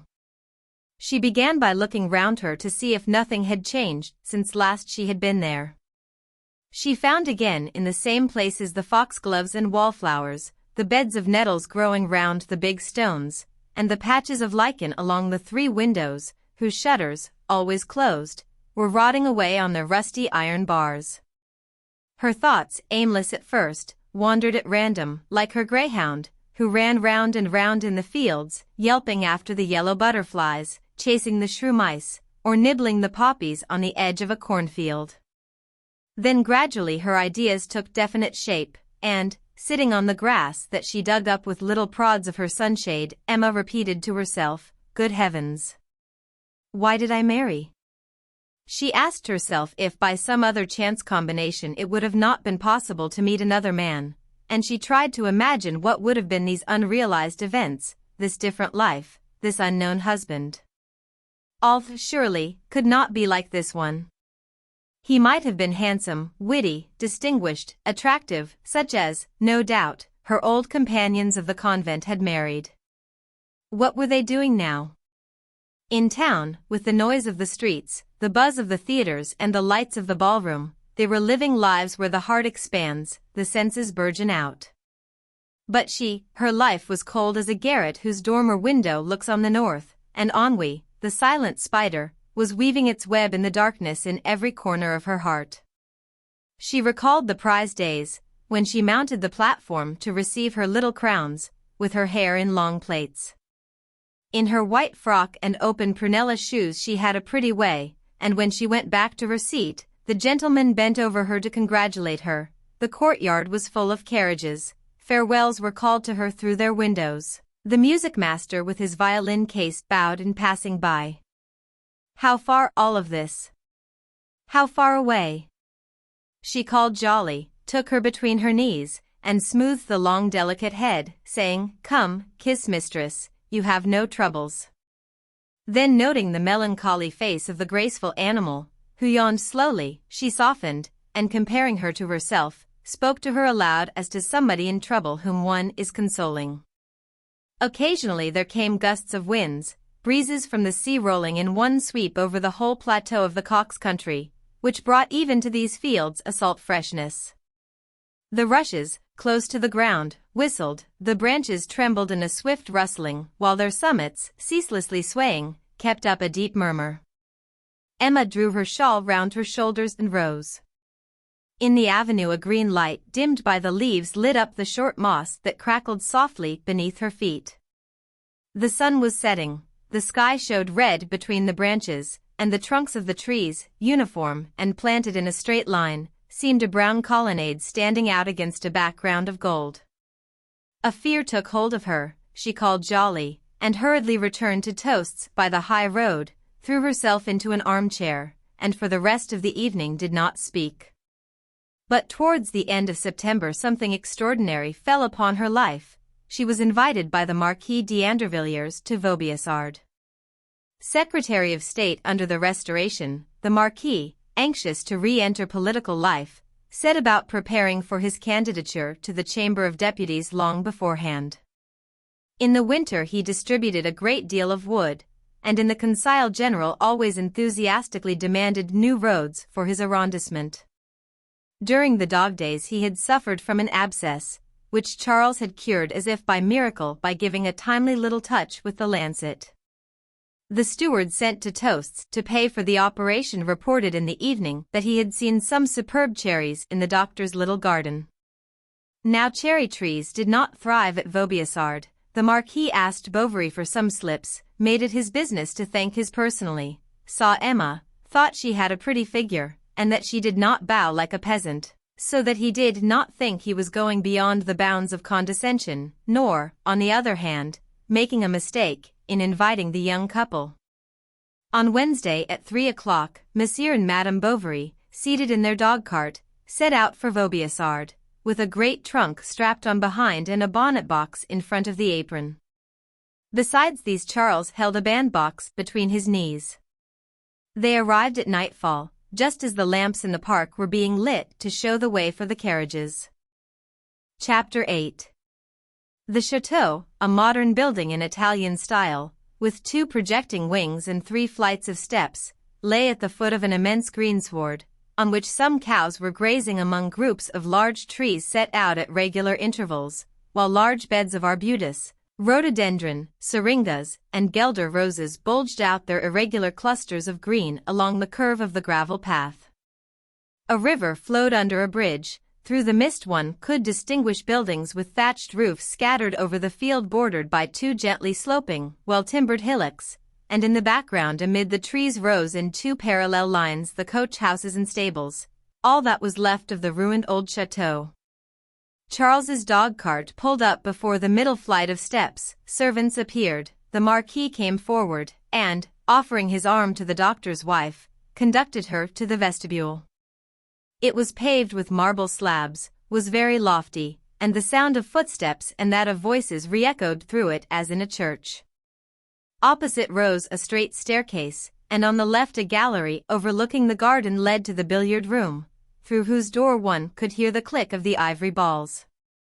As she crossed it to go to the drawing-room, Emma saw standing round the table men with grave faces, their chins resting on high cravats. They all wore orders, and smiled silently as they made their strokes. On the dark wainscoting of the walls large gold frames bore at the bottom names written in black letters. She read, Jean-Antoine d'Andervilliers de Vervenville, Count de la Vaubyessard and Baron de la Fresnay, killed at the Battle of Coutras on the 20th of October, 1587. And on another, Jean-Antoine Henri Guy d'Andervilliers de la Vaubyessard, Admiral of France and Chevalier of the Order of St. Michael, wounded at the Battle of the Hogue Saint-Vaast on the 29th of May, 1692, died at Vaubyessard on the 23rd of January, 1693. One could hardly make out those that followed, for the light of the lamps lowered over the green cloth threw a dim shadow round the room. Burnishing the horizontal pictures, it broke up against these indelicate lines where there were cracks in the varnish, and from all these great black squares framed in with gold stood out here and there some lighter portion of the painting, a pale brow, two eyes that looked at you, perukes flowing over and powdering red-coated shoulders, or the buckle of a garter above a well-rounded calf. The Marquis opened the drawing-room door. One of the ladies, the Marchioness herself, came to meet Emma. She made her sit down by her on an ottoman, and began talking to her as amicably as if she had known her a long time. She was a woman of about 40, with fine shoulders, a hook nose, a drawling voice, and on this evening she wore over her brown hair a simple guipure fichu that fell in a point at the back. A fair young woman sat in a high-backed chair in a corner, and gentlemen with flowers in their buttonholes were talking to ladies round the fire. At 7 dinner was served. The men, who were in the majority, sat down at the first table in the vestibule, the ladies at the second in the dining room with the Marquis and Marchioness. Emma, on entering, felt herself wrapped round by the warm air, a blending of the perfume of flowers and of the fine linen, of the fumes of the viands, and the odor of the truffles. The silver dish covers reflected the lighted wax candles in the candelabra, the cut crystal covered with light steam reflected from one to the other pale rays. Bouquets were placed in a row the whole length of the table, and in the large bordered plates each napkin, arranged after the fashion of a bishop's mitre, held between its two gaping folds a small oval-shaped roll. The red claws of lobsters hung over the dishes, rich fruit in open baskets was piled up on moss, there were quails in their plumage, smoke was rising, and in silk stockings, knee breeches, white cravat, and frilled shirt, the steward, grave as a judge, offering ready carved dishes between the shoulders of the guests, with a touch of the spoon gave you the piece chosen. On the large stove of porcelain inlaid with copper baguettes the statue of a woman, draped to the chin, gazed motionless on the room full of life. Madame Bovary noticed that many ladies had not put their gloves in their glasses. But at the upper end of the table, alone amongst all these women, bent over his full plate, and his napkin tied round his neck like a child, an old man sat eating, letting drops of gravy drip from his mouth. His eyes were bloodshot, and he wore a little queue tied with black ribbon. He was the Marquis's father-in-law, the old Duc de Laverdiere, once on a time favorite of the Count d'Artois, in the days of the vaudeville hunting parties at the Marquis de Conflans, and had been, it was said, the lover of Queen Marie Antoinette, between Monsieur de Coigny and Monsieur de Lauzun. He had lived a life of noisy debauch, full of duels, bets, elopements. He had squandered his fortune and frightened all his family. A servant behind his chair named aloud to him in his ear the dishes that he pointed to stammering, and constantly Emma's eyes turned involuntarily to this old man with hanging lips, as to something extraordinary. He had lived at court and slept in the bed of queens. Iced champagne was poured out. Emma shivered all over as she felt it cold in her mouth. She had never seen pomegranates nor tasted pineapples. The powdered sugar even seemed to her whiter and finer than elsewhere. The ladies afterwards went to their rooms to prepare for the ball. Emma made her toilet with the fastidious care of an actress on her debut. She did her hair according to the directions of the hairdresser, and put on the barège dress spread out upon the bed. Charles's trousers were tied across the belly. "My trouser straps will be rather awkward for dancing," he said. "Dancing?" repeated Emma. "Yes." "Why, you must be mad. They would make fun of you. Keep your place. Besides, it is more becoming for a doctor," she added. Charles was silent. He walked up and down waiting for Emma to finish dressing. He saw her from behind in the glass between two lights. Her black eyes seemed blacker than ever. Her hair, undulating towards the ears, shone with a blue luster, a rose in her chignon trembled on its mobile stalk, with artificial dewdrops on the tip of the leaves. She wore a gown of pale saffron trimmed with 3 bouquets of pompon roses mixed with green. Charles came and kissed her on her shoulder. "Let me alone," she said, "you are tumbling me." One could hear the flourish of the violin and the notes of a horn. She went downstairs, restraining herself from running. Dancing had begun. Guests were arriving. There was some crushing. She sat down on a form near the door. The quadrille over, the floor was occupied by groups of men standing up and talking and servants in livery bearing large trays. Along the line of seated women painted fans were fluttering, bouquets half hid smiling faces, and gold-stoppered scent bottles were turned in partly closed hands, whose white gloves outlined the nails and tightened on the flesh at the wrists. Lace trimmings, diamond brooches, medallion bracelets trembled on bodices, gleamed on breasts, clinked on bare arms. The hair, well smoothed over the temples and knotted at the nape, bore crowns, or bunches, or sprays of myosotis, jasmine, pomegranate blossoms, ears of corn, and cornflowers. Calmly seated in their places, mothers with forbidding countenances were wearing red turbans. Emma's heart beat rather faster when, her partner holding her by the tips of the fingers, she took her place in a line with the dancers, and waited for the first note to start. But her emotions soon vanished, and, swaying to the rhythm of the orchestra, she glided forward with slight movements of the neck. A smile rose to her lips at certain delicate phrases of the violin, that sometimes played alone while the other instruments were silent. One could hear the clear clink of the Louis d'Or that were being thrown down upon the card tables in the next room. Then all struck again, the cornet a piston uttered its sonorous note, feet marked time, skirts swelled and rustled, hands touched and parted, the same eyes falling before you met yours again. A few men, some 15 or so, of 25 to 40, scattered here and there among the dancers or talking at the doorways, distinguished themselves from the crowd by a certain air of breeding, whatever their differences in age, dress, or face. Their clothes, better made, seemed of finer cloth, and their hair, brought forward in curls towards the temples, glossy with more delicate pomades.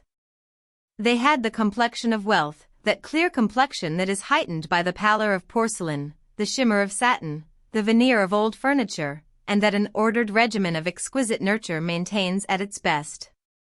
Their necks moved easily in their low cravats, their long whiskers fell over their turned-down collars, they wiped their lips upon handkerchiefs with embroidered initials that gave forth a subtle perfume.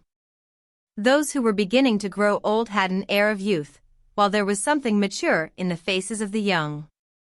In their unconcerned looks was the calm of passions daily satiated, and through all their gentleness of manner pierced that peculiar brutality, the result of a command of half-easy things, in which force is exercised and vanity amused, the management of thoroughbred horses and the society of loose women. A few steps from Emma a gentleman in a blue coat was talking of Italy with a pale young woman wearing a parure of pearls. They were praising the breadth of the columns of St. Peter's, Tivoli, Vesuvius, Castellamare, and Cassines, the roses of Genoa, the Colosseum by moonlight. With her other ear Emma was listening to a conversation full of words she did not understand. A circle gathered round a very young man who the week before had beaten Miss Arabella and Romulus, and won 2,000 Louis jumping a ditch in England. One complained that his racehorses were growing fat, another of the printer's errors that had disfigured the name of his horse. The atmosphere of the ball was heavy, the lamps were growing dim. Guests were flocking to the billiard room. A servant got upon a chair and broke the window panes.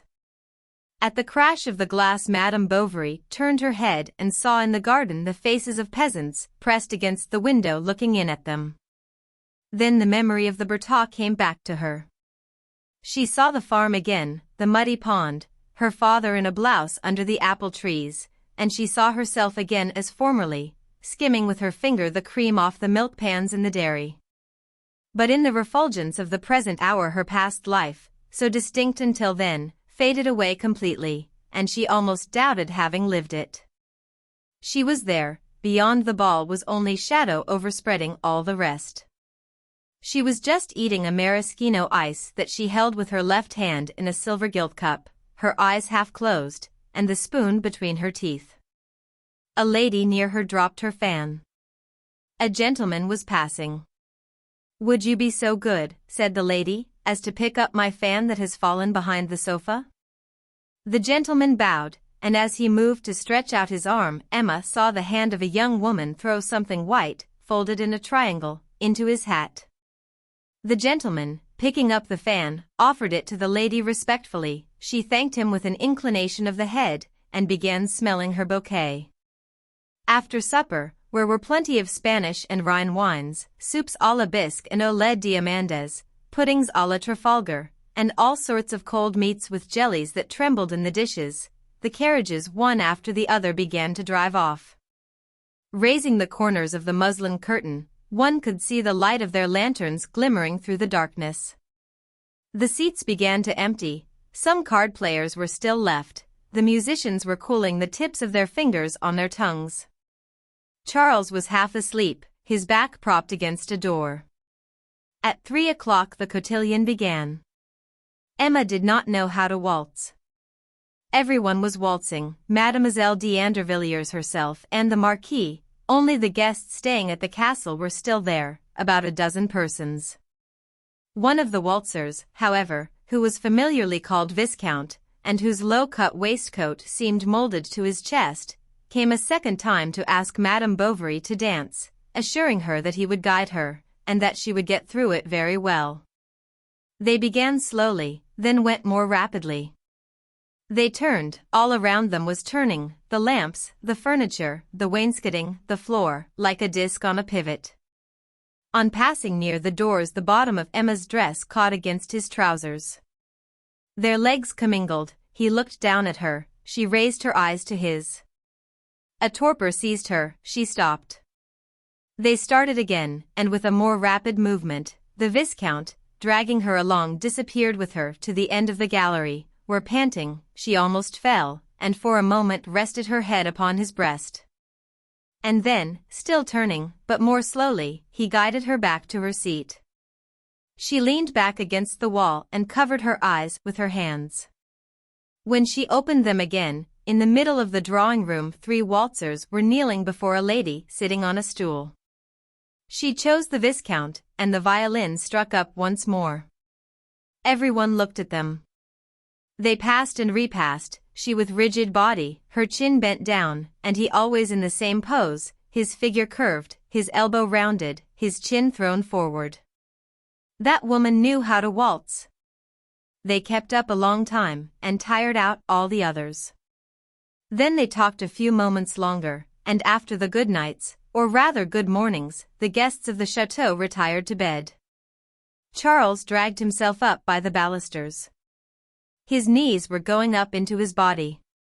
He had spent 5 consecutive hours standing bolt upright at the card tables, watching them play whist, without understanding anything about it, and it was with a deep sigh of relief that he pulled off his boots. Emma threw a shawl over her shoulders, opened the window, and leant out. The night was dark, some drops of rain were falling. She breathed in the damp wind that refreshed her eyelids. The music of the ball was still murmuring in her ears. And she tried to keep herself awake in order to prolong the illusion of this luxurious life that she would soon have to give up. Day began to break. She looked long at the windows of the chateau, trying to guess which were the rooms of all those she had noticed the evening before.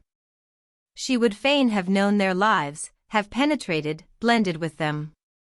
But she was shivering with cold. She undressed, and cowered down between the sheets against Charles, who was asleep. There were a great many people to luncheon. The repast lasted 10 minutes, no liqueurs were served, which astonished the doctor. Next, Mademoiselle d'Andervilliers collected some pieces of roll in a small basket to take them to the swans on the ornamental waters, and they went to walk in the hothouses, where strange plants, bristling with hairs, rose in pyramids under hanging vases, whence, as from overfilled nests of serpents, fell long green cords interlacing. The orangery, which was at the other end, led by a covered way to the outhouses of the chateau. The Marquis, to amuse the young woman, took her to see the stables. Above the basket-shaped racks porcelain slabs bore the names of the horses in black letters. Each animal in its stall whisked its tail when anyone went near and said TCHK. TCHK. The boards of the harness room shone like the flooring of a drawing room. The carriage harness was piled up in the middle against two twisted columns, and the bits, the whips, the spurs, the curbs, were ranged in a line all along the wall. Charles, meanwhile, went to ask a groom to put his horse to. The dog-cart was brought to the foot of the steps, and, all the parcels being crammed in, the Bovarys paid their respects to the Marquis and Marchioness and set out again for toasts. Emma watched the turning wheels in silence. Charles, on the extreme edge of the seat, held the reins with his two arms wide apart, and the little horse ambled along in the shafts that were too big for him. The loose reins hanging over his crupper were wet with foam, and the box fastened on behind the chaise gave great regular bumps against it. They were on the heights of Fibreville when suddenly some horsemen with cigars between their lips passed laughing. Emma thought she recognized the Viscount, turned back, and caught on the horizon only the movement of the heads rising or falling with the unequal cadence of the trot or gallop. A mile farther on they had to stop to mend with some string the traces that had broken. But Charles, giving a last look to the harness, saw something on the ground between his horse's legs, and he picked up a cigar case with a green silk border and beblazoned in the center like the door of a carriage. "There are even 2 cigars in it," said he. "They'll do for this evening after dinner." "Why, do you smoke?" she asked. "Sometimes, when I get a chance." He put his find in his pocket and whipped up the nag. When they reached home, the dinner was not ready. Madame lost her temper. Nastasy answered rudely. "Leave the room," said Emma. "You are forgetting yourself. I give you warning." For dinner there was onion soup and a piece of veal with sorrel. Charles, seated opposite Emma, rubbed his hands gleefully. How good it is to be at home again. Nastasy could be heard crying. He was rather fond of the poor girl. She had formerly, during the wearisome time of his widowhood, kept him company many an evening. She had been his first patient, his oldest acquaintance in the place. "Have you given her warning for good?" he asked at last. "Yes." "Who is to prevent me?" she replied. Then they warmed themselves in the kitchen while their room was being made ready. Charles began to smoke. He smoked with lips protruding, spitting every moment, recoiling at every puff. "You'll make yourself ill," she said scornfully. He put down his cigar and ran to swallow a glass of cold water at the pump. Emma, seizing hold of the cigar case, threw it quickly to the back of the cupboard.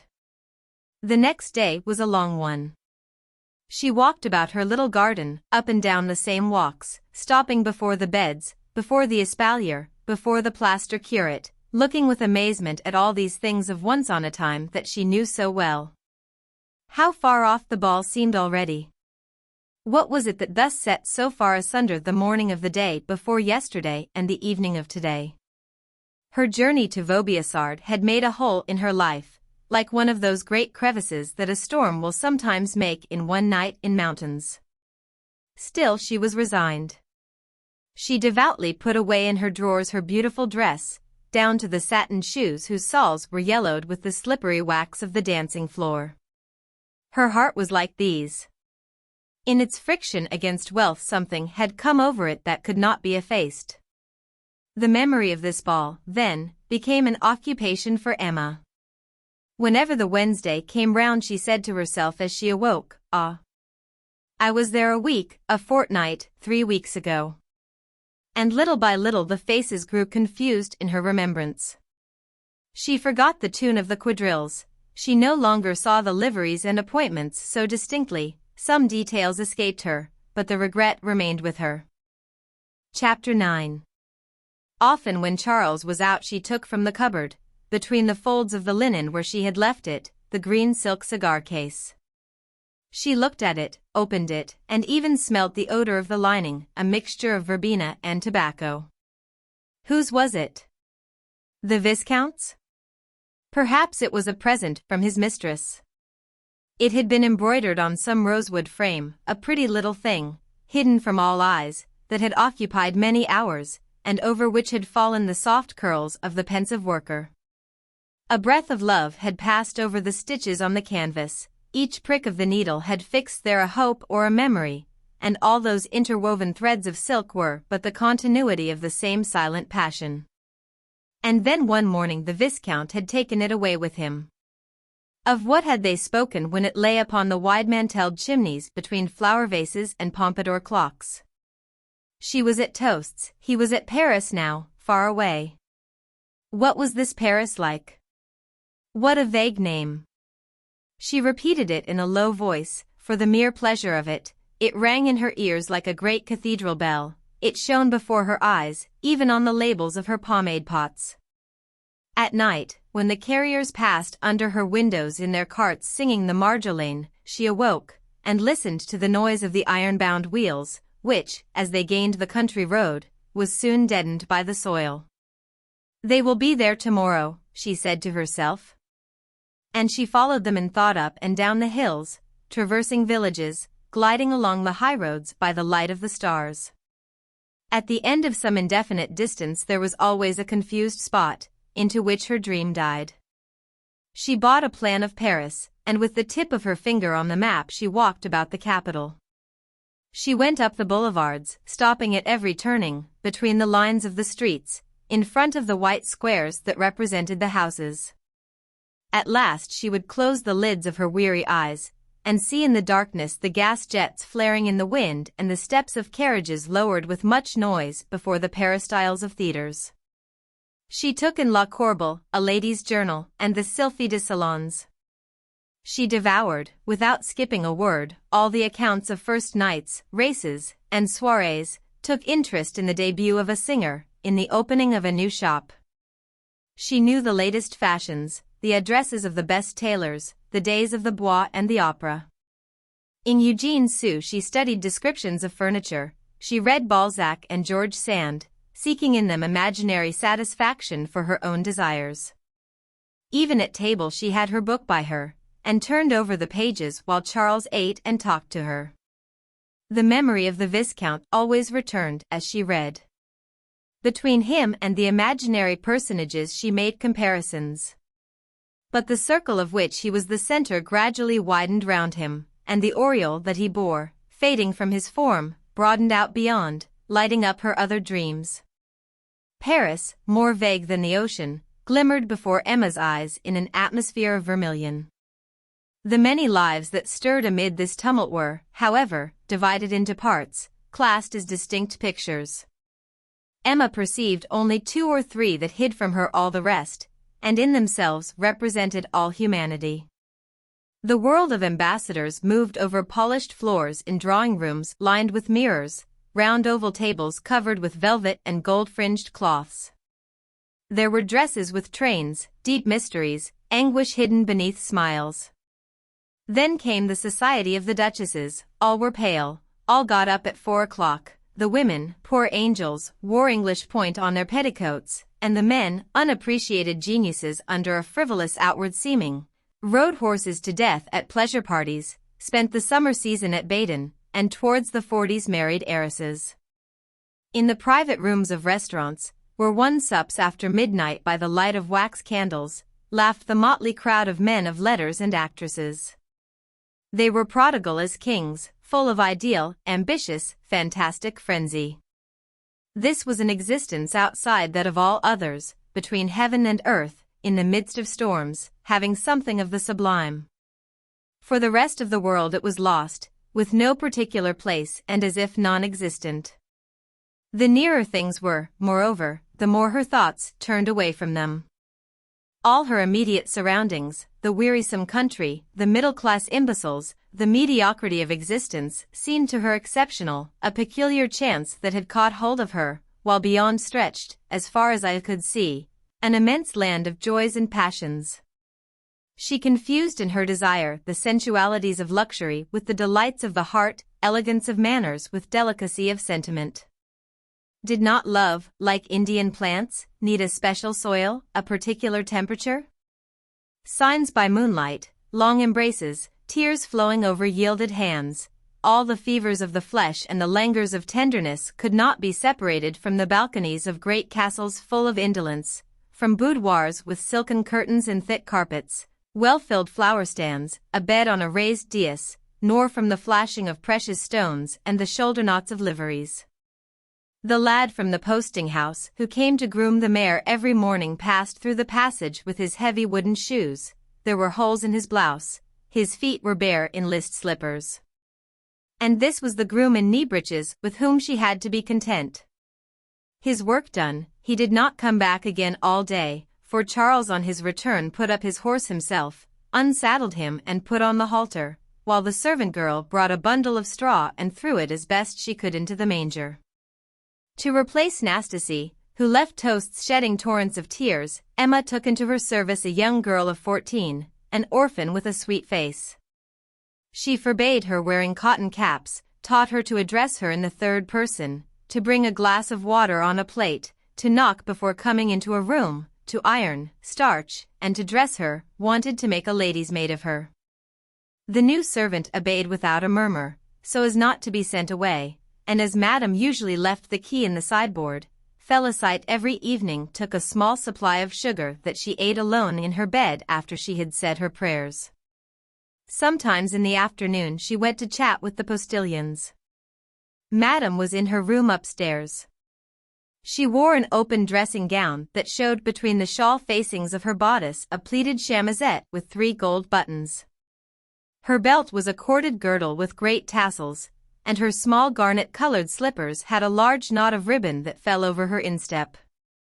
She had bought herself a blotting book, writing case, penholder, and envelopes. Although she had no one to write to, she dusted her whatnot, looked at herself in the glass, picked up a book, and then, dreaming between the lines, let it drop on her knees. She longed to travel or to go back to her convent. She wished at the same time to die and to live in Paris. Charles in snow and rain trotted across country. He ate omelettes on farmhouse tables, poked his arm into damp beds, received the tepid spurt of bloodlettings in his face, listened to death rattles, examined basins, turned over a good deal of dirty linen, but every evening he found a blazing fire, his dinner ready, easy chairs, and a well-dressed woman, charming with an odor of freshness, though no one could say whence the perfume came, or if it were not her skin that made odorous her chemise. She charmed him by numerous attentions. Now it was some new way of arranging paper sconces for the candles, a flounce that she altered on her gown, or an extraordinary name for some very simple dish that the servant had spoilt, but that Charles swallowed with pleasure to the last mouthful. At Rouen she saw some ladies who wore a bunch of charms on the watch chains. She bought some charms.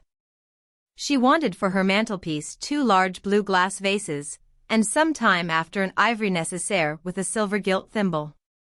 The less Charles understood these refinements, the more they seduced him. They added something to the pleasure of the senses and to the comfort of his fireside. It was like a golden dust sanding all along the narrow path of his life. He was well, looked well, his reputation was firmly established. The country folk loved him because he was not proud. He petted the children, never went to the public house, and, moreover, his morals inspired confidence. He was specially successful with catarrhs and chest complaints. Being much afraid of killing his patients, Charles, in fact, only prescribed sedatives, from time to time, and emetic, a footbath, or leeches. It was not that he was afraid of surgery. He bled people copiously like horses, and for the taking out of teeth he had the devil's own wrist. Finally, to keep up with the times, he took in La Ruche Médicale, a new journal whose prospectus had been sent him. He read it a little after dinner, but in about 5 minutes the warmth of the room added to the effect of his dinner sent him to sleep, and he sat there, his chin on his 2 hands and his hair spreading like a mane to the foot of the lamp. Emma looked at him and shrugged her shoulders. Why, at least, was not her husband one of those men of taciturn passions who work at their books all night, and at last, when about 60, the age of rheumatism sets in, wear a string of orders on their ill-fitting black coat? She could have wished this name of Bovary, which was hers, had been illustrious, to see it displayed at the booksellers, repeated in the newspapers, known to all France. But Charles had no ambition. An I've-taught doctor whom he had lately met in consultation had somewhat humiliated him at the very bedside of the patient, before the assembled relatives. When, in the evening, Charles told her this anecdote, Emma inveighed loudly against his colleague. Charles was much touched. He kissed her forehead with a tear in his eyes. But she was angered with shame, she felt a wild desire to strike him. She went to open the window in the passage and breathed in the fresh air to calm herself. "What a man! What a man!" she said in a low voice, biting her lips. Besides, she was becoming more irritated with him. As he grew older his manner grew heavier. At dessert he cut the corks of the empty bottles. After eating he cleaned his teeth with his tongue. In taking soup he made a gurgling noise with every spoonful, and, as he was getting fatter, the puffed-out cheeks seemed to push the eyes, always small, up to the temples. Sometimes Emma tucked the red borders of his undervest onto his waistcoat, rearranged his cravat, and threw away the dirty gloves he was going to put on, and this was not, as he fancied, for himself, it was for herself, by a diffusion of egotism, of nervous irritation. Sometimes, too, she told him of what she had read, such as a passage in a novel, of a new play, or an anecdote of the upper ten that she had seen in a feuilleton, for, after all, Charles was something, an ever-open ear, and ever-ready approbation. She confided many a thing to her greyhound. She would have done so to the logs in the fireplace or to the pendulum of the clock. At the bottom of her heart, however, she was waiting for something to happen. Like shipwrecked sailors, she turned despairing eyes upon the solitude of her life, seeking afar off some white sail in the mists of the horizon. She did not know what this chance would be, what wind would bring it her, towards what shore it would drive her, if it would be a shallop or a three-decker, laden with anguish or full of bliss to the portholes. But each morning, as she awoke, she hoped it would come that day. She listened to every sound, sprang up with a start, wondered that it did not come, then at sunset, always more saddened, she longed for the morrow. Spring came round. With the first warm weather, when the pear trees began to blossom, she suffered from dyspnea. From the beginning of July she counted how many weeks there were to October, thinking that perhaps the Marquis d'Andervilliers would give another ball at Vaubyessard. But all September passed without letters or visits.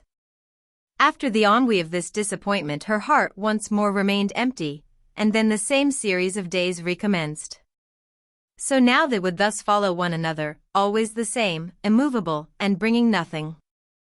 Other lives, however flat, had at least the chance of some event. One adventure sometimes brought with it infinite consequences and the scene changed.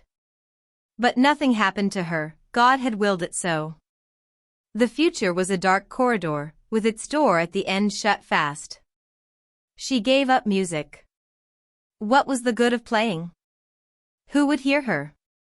Since she could never, in a velvet gown with short sleeves, striking with her light fingers the ivory keys of an Erard at a concert, feel the murmur of ecstasy envelop her like a breeze, it was not worth while boring herself with practicing. Her drawing cardboard and her embroidery she left in the cupboard. What was the good? What was the good? Sewing irritated her. I have read everything, she said to herself. And she sat there making the tongs red hot, or looked at the rain falling.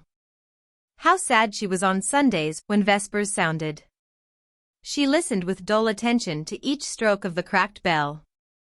A cat slowly walking over some roof put up his back in the pale rays of the sun. The wind on the highroad blew up clouds of dust. Afar off a dog sometimes howled, and the bell, keeping time, continued its monotonous ringing that died away over the fields. But the people came out from church. The women in waxed clogs, the peasants in new blouses, the little bare-headed children skipping along in front of them, all were going home. Until nightfall, 5 or 6 men, always the same, stayed playing at corks in front of the large door of the inn. The winter was severe. The windows every morning were covered with rime, and the light shining through them, dim as through ground glass, sometimes did not change the whole day long. At 4 o'clock the lamp had to be lighted. On fine days she went down into the garden. The dew had left on the cabbages a silver lace with long transparent threads spreading from one to the other. No birds were to be heard, everything seemed asleep, the espalier covered with straw, and the vine, like a great sick serpent under the coping of the wall, along which, on drawing near, one saw the many-footed woodlice crawling. Under the spruce by the hedgerow, the cure in the three-cornered hat reading his breviary had lost his right foot, and the very plaster, scaling off with the frost, had left white scabs on his face. Then she went up again, shut her door, put on coals, and fainting with the heat of the hearth, felt her boredom weigh more heavily than ever. She would have liked to go down and talk to the servant, but a sense of shame restrained her. Every day at the same time the schoolmaster in a black skullcap opened the shutters of his house, and the rural policeman, wearing his sabre over his blouse, passed by. Night and morning the post horses, 3 by 3, crossed the street to water at the pond. From time to time the bell of a public-house door rang, and when it was windy one could hear the little brass basins that served as signs for the hairdresser's shop creaking on their 2 rods. This shop had as decoration an old engraving of a fashion plate stuck against a window pane and the wax bust of a woman with yellow hair. He, too, the hairdresser, lamented his wasted calling, his hopeless future, and dreaming of some shop in a big town, at Rouen, for example, overlooking the harbor, near the theater. He walked up and down all day from the mairie to the church, somber and waiting for customers. When Madame Bovary looked up, she always saw him there, like a sentinel on duty, with his skullcap over his ears and his vest of lasting.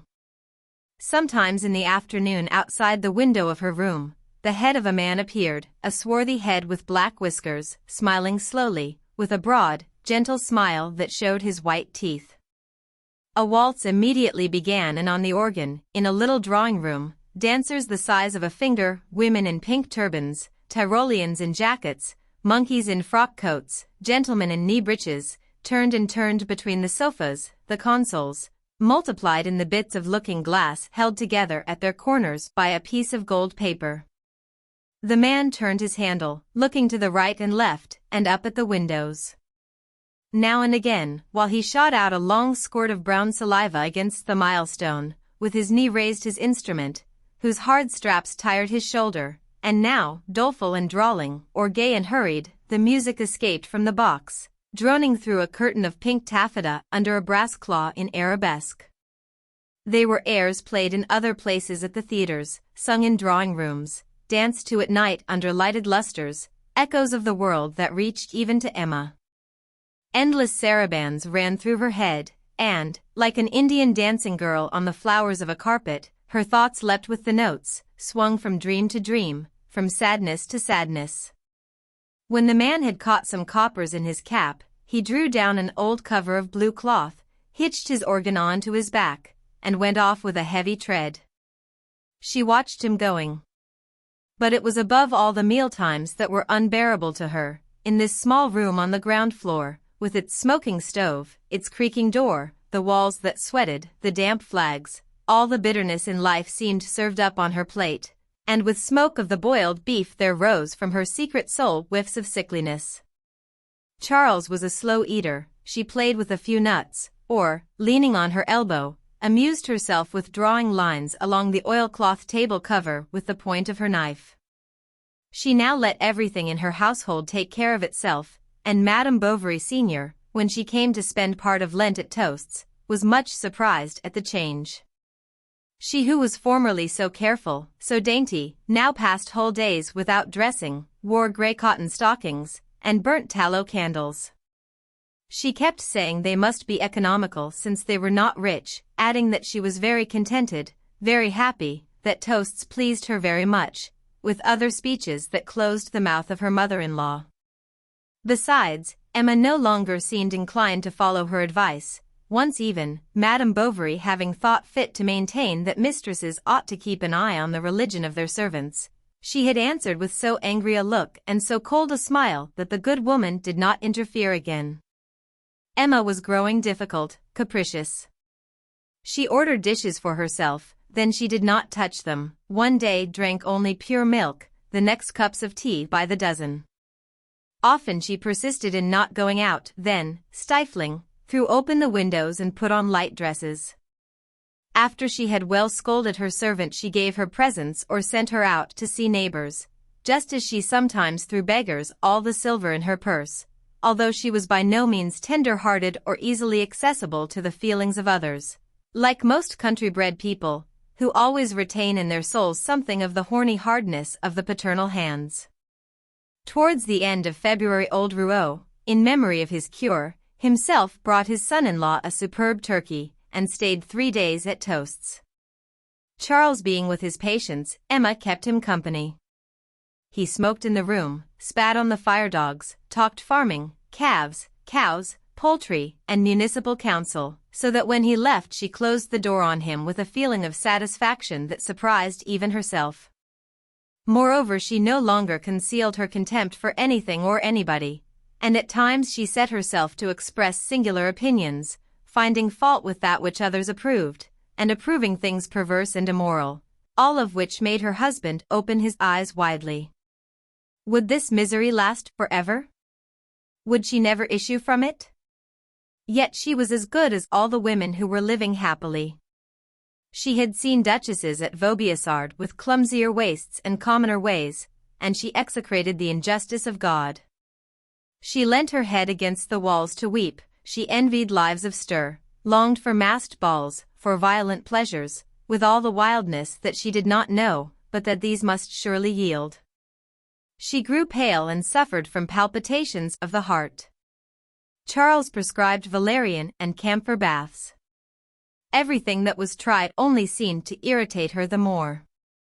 On certain days she chatted with feverish rapidity, and this overexcitement was suddenly followed by a state of torpor, in which she remained without speaking, without moving. What then revived her was pouring a bottle of eau de cologne over her arms. As she was constantly complaining about Toasts, Charles fancied that her illness was no doubt due to some local cause, and fixing on this idea, began to think seriously of setting up elsewhere.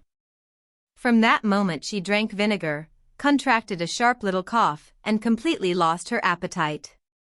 It cost Charles much to give up Toasts after living there 4 years and when he was beginning to get on there. Yet if it must be, he took her to Rouen to see his old master. It was a nervous complaint, change of air was needed. After looking about him on this side and on that, Charles learnt that in the Neuchâtel arrondissement there was a considerable market town called Yonville-l'Abbé, whose doctor, a Polish refugee, had decamped a week before. Then he wrote to the chemist of the place to ask the number of the population, the distance from the nearest doctor, what his predecessor had made a year, and so forth, and the answer being satisfactory, he made up his mind to move towards the spring, if Emma's health did not improve. One day when, in view of her departure, she was tidying a drawer, something pricked her finger. It was a wire of her wedding bouquet.